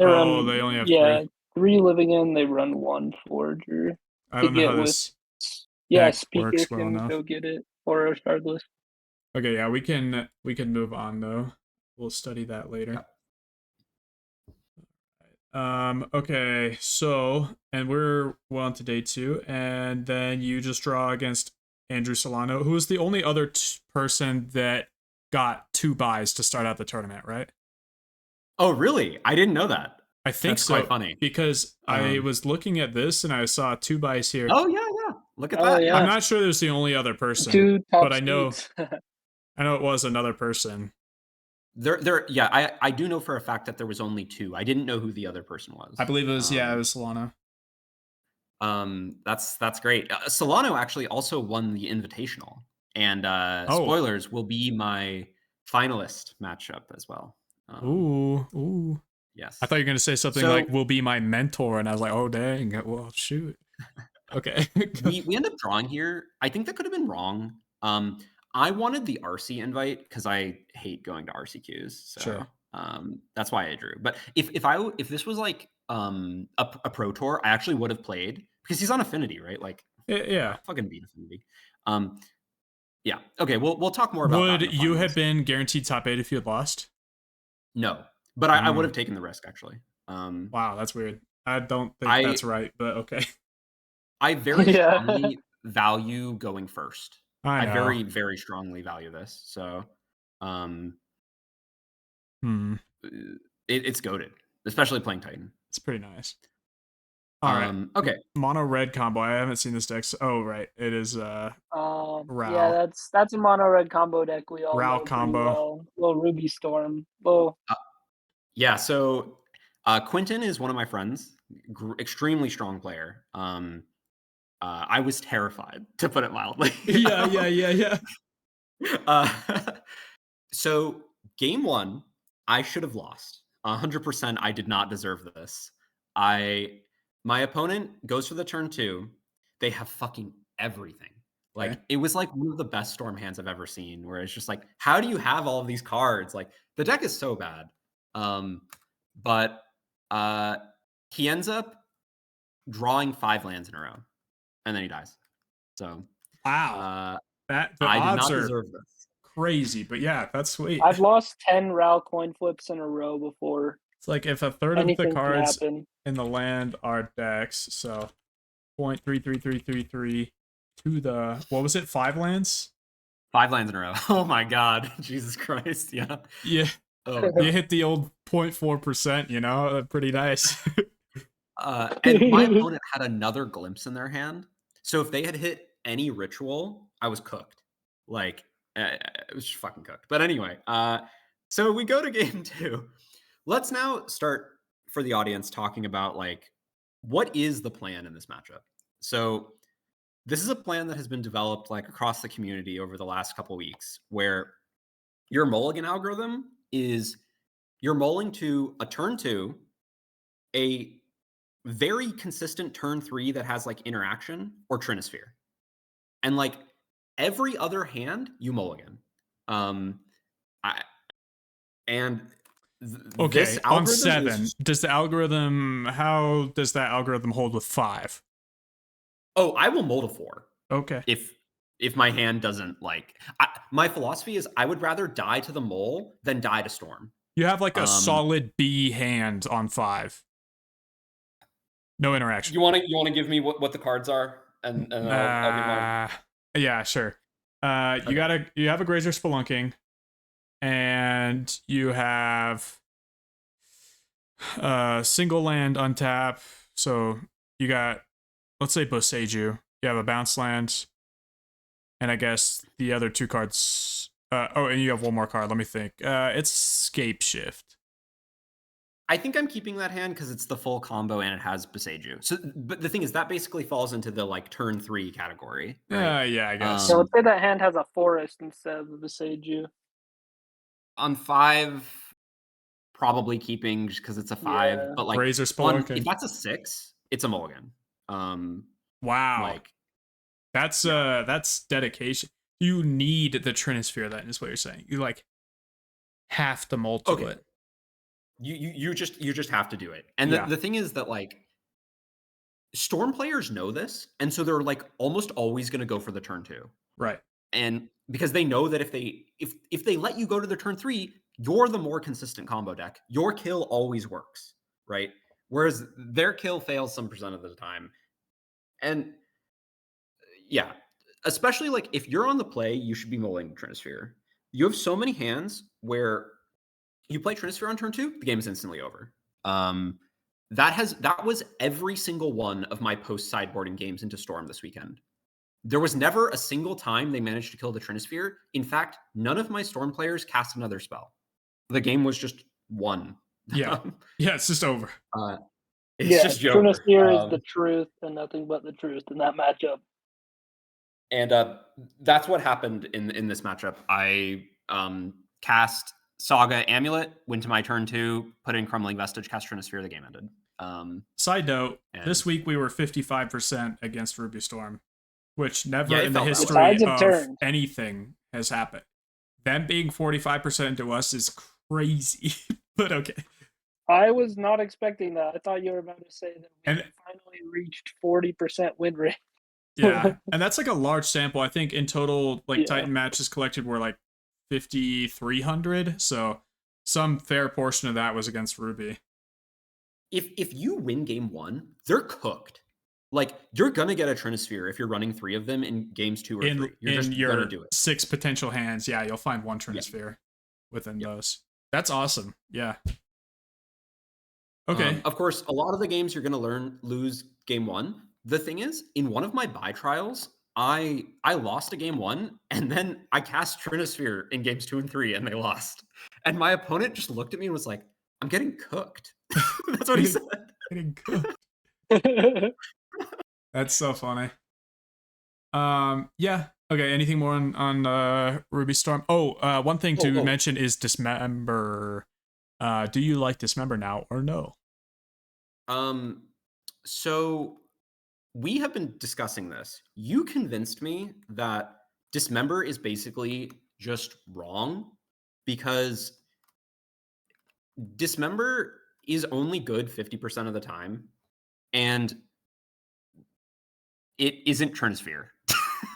So it's like that's a pretty convincing argument to me. It's just like I would rather be mulliganing to Trinisphere. Does the same apply to Force of Vigor then? Oh, we just don't even bring it in at this point. Yeah, like we're bringing I'm not bringing in Palm in that matchup. going down a card in that matchup is so brutal because we need to have the consistency, right? And like losing the card just like ruins your consistency. I'll take I the agree. stage for a sec to give my, lecture on Dismember. So this general concept was introduced to me by someone on my team, Isaac, who had said, "Hey, basically we're playing like a whack-a-mole game with these, disenchants and dismembers between Ruby and Ral. Obviously, Ral is way better, and they're mulling to hands with Ral most of the time because they know you have disenchants. So you do have to worry about Ral a bit more, and the whack-a-mole's, a little more 65-35 in that viewpoint. But the chances that they hit another Ral pretty high, like you dismember the one, they have the other. You only have two dismembers. Or that you kill Ral and then they have like a Ruby and they just combo with that, also fairly high because they just get to look at so many cards with all their impulses. So yeah, not playing whack-a-mole to me makes lots of sense. You have to mull extremely hard to these Trinisphere hands, as we were discussing. And when you're mulling to 5 cards, a card you really don't want to be in your hand is Dismember. Like, it feels so bad because you have no way of developing your own plan whatsoever. You have to, like, bottom weird stuff. You just basically want hands with dorks and with eventual threats, And you're having to cut those eventual threats to be able to fit in your Trinispheres. So you just don't have that many cuts. And like making cuts for Ruby is so incredibly difficult. We were talking about cuts and we have some really weird ones that we ended up choosing. But we just thought through like every single card to be able to make cuts. So being able to put in Dismember just doesn't seem valuable to me, is what I would say. So what are you bringing in out of the sideboard? It's copyright information. No, just kidding.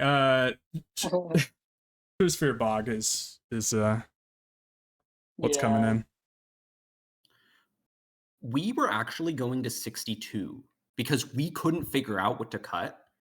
And that was just wrong. Like the 62nd card was a Dismember. And like, oh my God, I feel embarrassed like admitting this, but what are you going to do? We didn't figure it out. So there's one other thing that Trinisphere does that is actually like so important for the matchup is so one of the big problems with the matchup was you got worse post mulliganing because they got to bring in all of their Orum's chants. But they can't fucking bring that card in anymore. If you have a Trinisphere, it doesn't do anything. And it doesn't remove Trinisphere, right? So they just don't bring it in at all. And that card killed me so much fighting Storm. I don't even really know what Storm is supposed to do. I think they're just cooked. Like, yeah, the deck is really quite bad. Yep. And this is evidence that for it. I like that we've turned the tables. I'm hoping it stays that way for the time being. We'll see how you feel about that at the next BNR announcement. But okay, so we're getting banned. It's in like November. We're fine. All right. They're not going to ban mid-season. Do you have anything else? No, that's everything. Yeah, Storm has just been super interesting to discuss. So yeah, make sure to discuss Storm with your Titan buddies, you guys at home, because it is have a little council difficult with them. Yeah, exactly. A Storm council. Okay, and then you play against Robert Cedar on Esper Blink. I played against Robert Cedar before. I think they were on either Ruby or Blink. I can't remember. But very difficult match. Can't remember if I won. How was your match? Yeah, so Robert Cedar is a pro. It was nerve-wracking to play like such an accomplished pro. But I think Robert has won a pro tour, if I remember correctly. I did not know that. Anyway. So the thing was, unfortunately for Robert, is he's cooked. So easy money. Blink just has no tools for stopping Amulet. Like it just loses eventually. Like we could stop the discussion here. Yeah. The thing was, our matches were very interesting. So we will have stuff to discuss, but like I could just call it there. Yeah, Okay. I'm fine with that. Basically, I'll give you guys a rundown. Chess came over and it's like, this was like masterfully played, like a demonstration of, great Titan prowess, because essentially you're holding on to your amulet effect or something for a long time until you can scape shift them, and then they just get destroyed, basically. Is what happens. Is what I heard. I wasn't actually watching the match. I was in a different That tournament. is true, but that wasn't actually really the core fight of the match. Okay. So it was very interesting. I was feeling very good about my position in the match. I had cast Grazer. I had 3 lands on the board. One of them was a Gruul Turf. I had Scapeshift and Titan in my hand. I was going to cast Titan before I was going to cast Scapeshift. I was going to piece through what was going on over there before I you can cast a Titan in those positions just to look through things. But my opponent untaps and puts in a Flicker Wisp, ephemerates it. Oh yeah. And you have a bounce. Oh yeah. Absolutely brutal. And then they Felia it. So they blink 3 of my lands in a single turn. And I'm looking at my position, I'm like, oh fuck. So I have to bounce my Gruul Turf to my hand as the very first thing, because if you do anything else, you're just gonna get owned. And I have 2 mana on the most turns for the next 10 turns. That, like, he just kept flickering my lands over and over again. How do you not lose? I don't get it. I know. So the solution was, it really was like a masterful game of like perfect, like the exact philosophy of how I play Titan, where I once had a very strong player tell me that the thing about Titan is, unlike every other deck, if Titan just makes land drops for the next 10 turns, they win. And that's what I proceeded to do. I proceeded to basically put all of my combo lands on the board. And of course, they were being flickered over and over again, but they were slowly accumulating on the board. I had Shifting Woodland and Cave. And yep, that's a nice situation. Well. That's a real nice situation. Yes. And eventually, they go to the start of combat to keep the fucking flicker train going, and I auto-R their Felia. And then that killed the flicker chain, which allowed me to stabilize my mana for a single turn. And then I was able to play Titan into Analyst, and they died. So that's beautiful. Yeah. And then game 2, they got scape shifted. Yep. It happens to the best of us. Okay, and then you go to the finals, and you're against Andrew Solano. How does that go? Yeah. Another pro. He's definitely won a pro tour. By the way, those that can't see this, Alice is, has not lost a game since round 11, which is like 5 rounds ago or something. Anyway, go ahead. Round 6. It's just like right? 2-0, 2-0, 2-0, 2-0, so kind of nuts. Oh, I see. Not lost a game. Yeah. I didn't even really notice that. But wow. So going into this, I was worried because I knew what Andrew's list was, and it was so full of hate. There was lots of hate in there. He was running a Harbinger. Like, oh my God. But game 1, my opponent just gets double Amulet Titan comboed. Like, my hand was like perfect. It was like the exact hand you want to beat Affinity. The deck is busted for a reason. And game 2, I actually failed a puzzle. This was my first failed puzzle of the day, and I lost. And you should post this puzzle in the Discord, because it's a fun one. I liked it. It took me. I was boarding my plane. It took me like maybe 4 minutes to get, which I don't know that I'd be able to do in a game at all under immense pressure with everyone watching in the finals. Yeah, the pressure got to me for sure. Oh yeah. I'll post the puzzle in the Find the Line part of the Titan Discord. I won't go into the details of what it was, but and then game 3, my opponent blundered. That's how I won the tournament. Actually, I won the tournament because my opponent like punted terribly, which is funny considering he's like a pro player who is, he won the invitational on the previous day. Like, Crazy. the punt was hilarious. I cast Force of Vigor on all of his artifacts. He was clearly holding up Metallic Rebuke. I cast the Force of Vigor so that I could resolve my spells on the next turn, and he just let it go. And I untapped and I played Titan, and he died. And his hand was nothing but counterspells.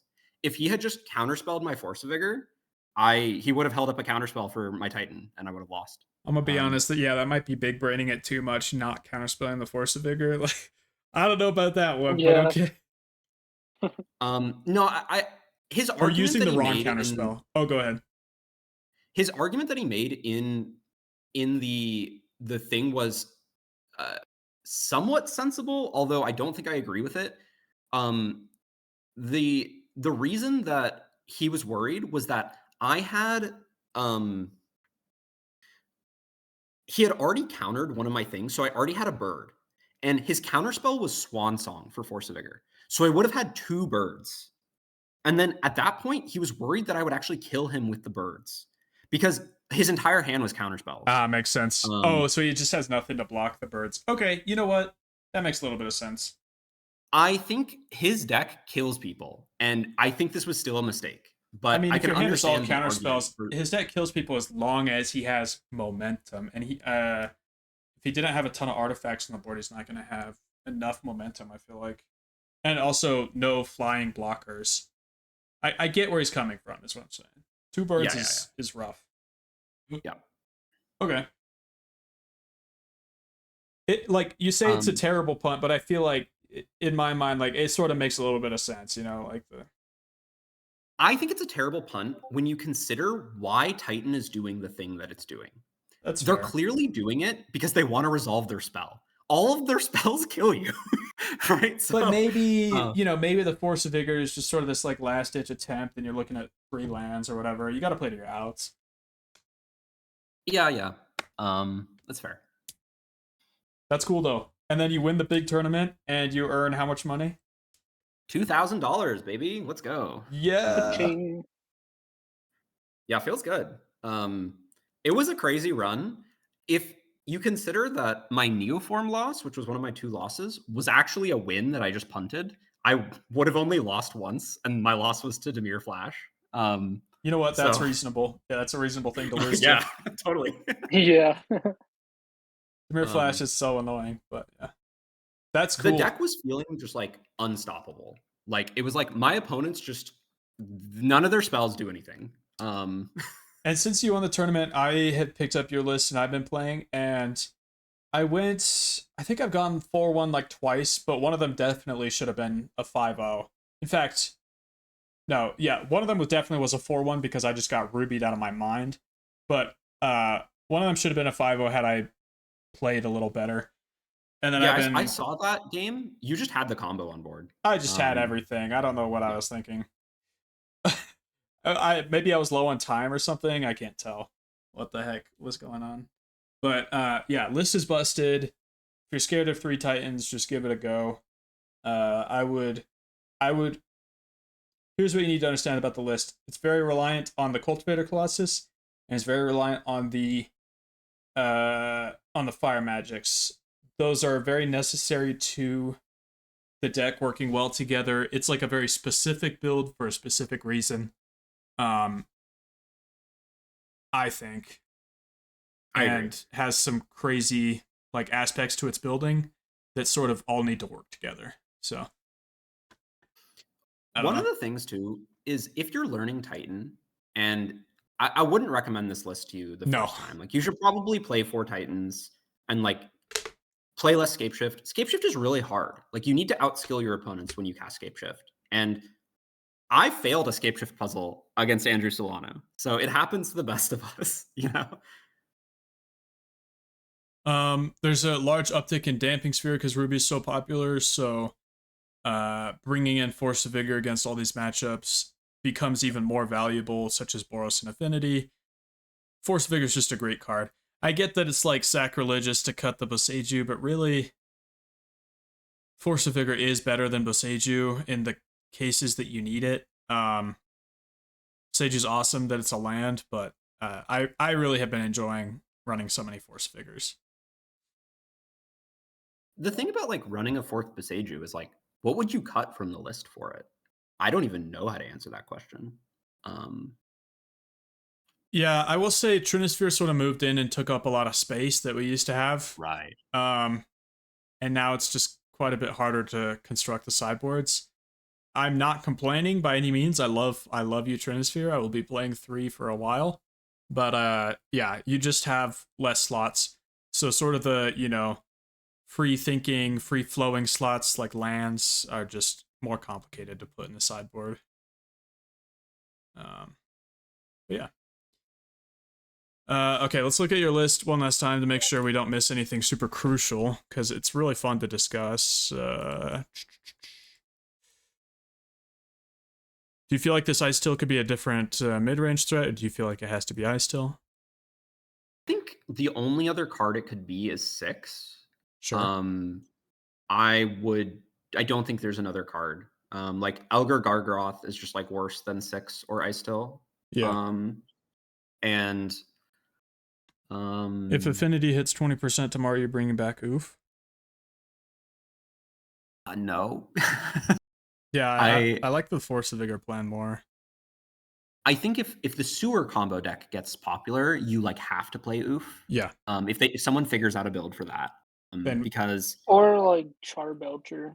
True. Oh, I'm not afraid of Charbelcher. A funny story. I actually beat Belcher twice today in a league.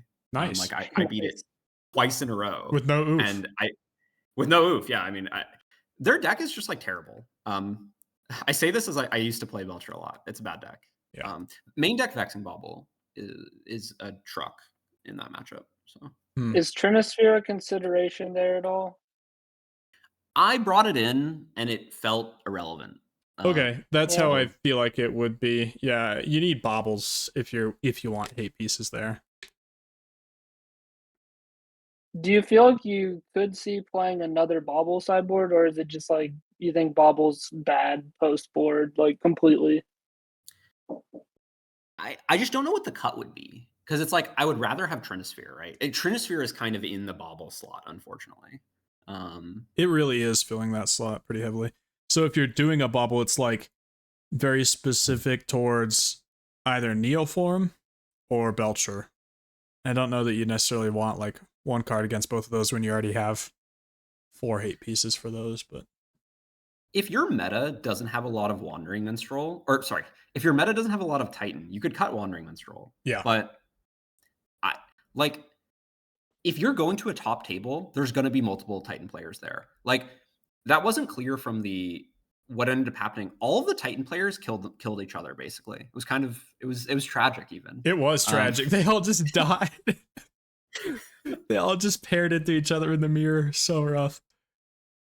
Yeah. There were a ton of them though. Like the top table had like 6, I think, that I saw, maybe more. Titan had a 55% day 2 conversion rate. That seems pretty good. That is absurd. And there were only 32 people. So there's like a 200 player plus tournament. Yep. 32 in day 2. Oh my goodness. That's ridiculous. Yeah, it's tough because when you play the Titan mirror, you feel like you're playing against a teammate. And then the other point I want to drive home is everyone says Boros is a great matchup. I expect people will start losing to Boros much more here soon. And you need a good plan for it. So why do you expect that? Because the uptick in Thraben Charms, as well as their Damping Spheres coming in because they just vestigially have them for the Ruby Storm matchup, just makes things difficult. Like, I think that people haven't played in a while. Essentially, there was a stretch where it was like RCQ season, and then a stretch where nobody really played Modern, and then now we're coming back into RCQ season. And all of the Titan players from last season are like, oh, Boros was so easy.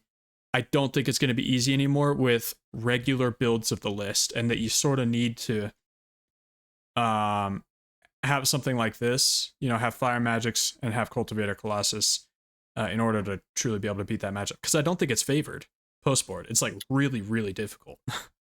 Is what I've been finding. I agree completely. I've been finding it very hard. It's a really good deck. Hard. Sure. Yeah, it is just like Oh my god, fucking awesome. It's good, it's consistent, and it has the best hate. It has the best sideboard in the format, like by far, I think. Oh, its sideboard is ridiculous. That's one of my favorite things. Its sideboard is absurdly strong. Even if Boros was only like, even if we were only slightly like favored, right? Or sorry, say the matchup was like 55% favored for Titan, right? Sure. Post board, of course. You should still dedicate sideboard slots to it because it's fucking 20% of the meta, right? Yep. So. And I feel like even higher percent of the winners meta, like the top 32 meta. I don't know how many were in there. I could take a look. There actually weren't very many, I don't think. I think they got killed by Titan, for what it's worth. Blah, blah, blah. Oh, yeah, I guess there's not that many. It was very heavily represented in my personal 5K. Yeah, look at all those mono green amulet Titans, though. We'd love really to see it. You think. Really makes you think right there. Should we be running 4 fobs?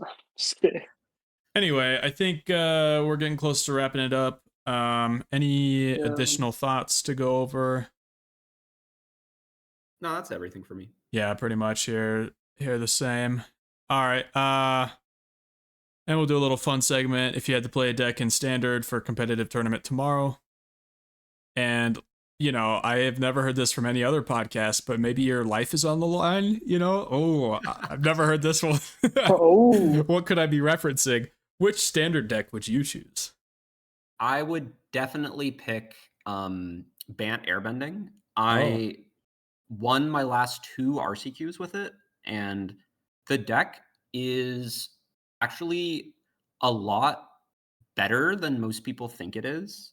It has a couple really bad matchups, but the rest of its matchup spread are like very favored. You have a really, really easy time into landfall, and Demir is also pretty favored, and like those are like 2 of the big decks. It has a really bad Spellmentals matchup. I won my last 2 RCQs with it very convincingly, where it's just like none of my opponents like did anything. I feel like every deck I want to play has a bad Spellmentals matchup, basically. And I just lose to Spellmentals. I like playing Bant Cub quite a bit. I love Bant Cub. Yeah, Reed's casted a lot of Badger Mole Cubs in many formats recently. It is so fun. The truth is, the standard meta is about to like drastically change. Oh, yeah. The Strixhaven set is hilariously pushed. So pushed. It's unreal. I've been seeing some of those prepare cards are busted. Yeah. Yes, there's no real point in preparing too much at this very moment, but I am like feeling the RC coming up, It's like a month and a half away, something like that. Anyway. When does Strixhaven come out? Hopefully in the next week or so. I really want to draft the set. Like, I want to get so good at drafting that set. That's going to be one of my goals.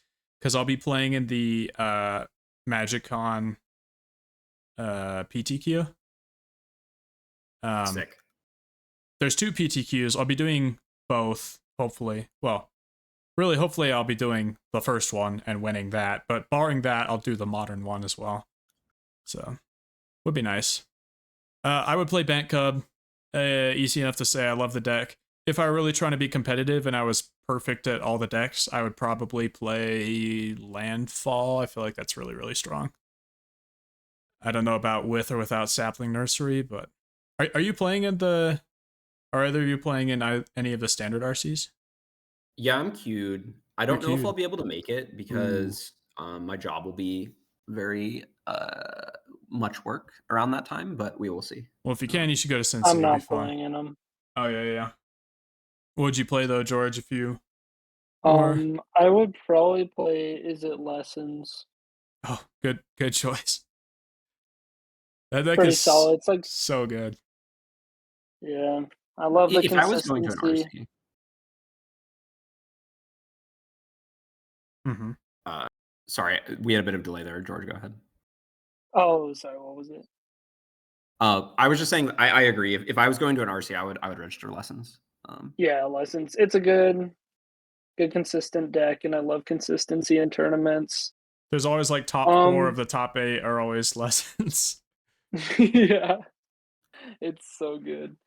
Lessons is Yeah, gonna get it's one of those so things pushed. where I think about like it is easier to play Boros in a tournament than Titan for a ton of people because the deck is a lot easier to play and doesn't have as many mental gymnastics and puzzles that you have to solve. But the Titan top power level is unmatched. Like when you get that good at Titan, it's the best deck. Yeah, I think I heard some like quote about some people talking about it, and they're like, "Oh, decent floor, like unlimited ceiling." I don't know that I agree with unlimited ceiling, but the ceiling is it's It's much high. higher than pretty much anything else you can choose. I think Boros and Titan are the two like decks that you can get really insane at, and I feel like Titan goes a little higher than Boros. Is how I describe it. All right, let's wrap it up. Thank you guys so much. If you want to support the show, sub to my Patreon. I released a cyborg guide to the We Are Venom list that I was playing for a while, and eventually I'll be releasing one for my patrons too for this one. I don't know if Alice will be releasing one, but as the OG creator of the deck, if Alice does, you should go and get that one. Uh, and if you want to send George money, message him on Discord. I think he'll accept it. All right. Thank you guys so much for listening.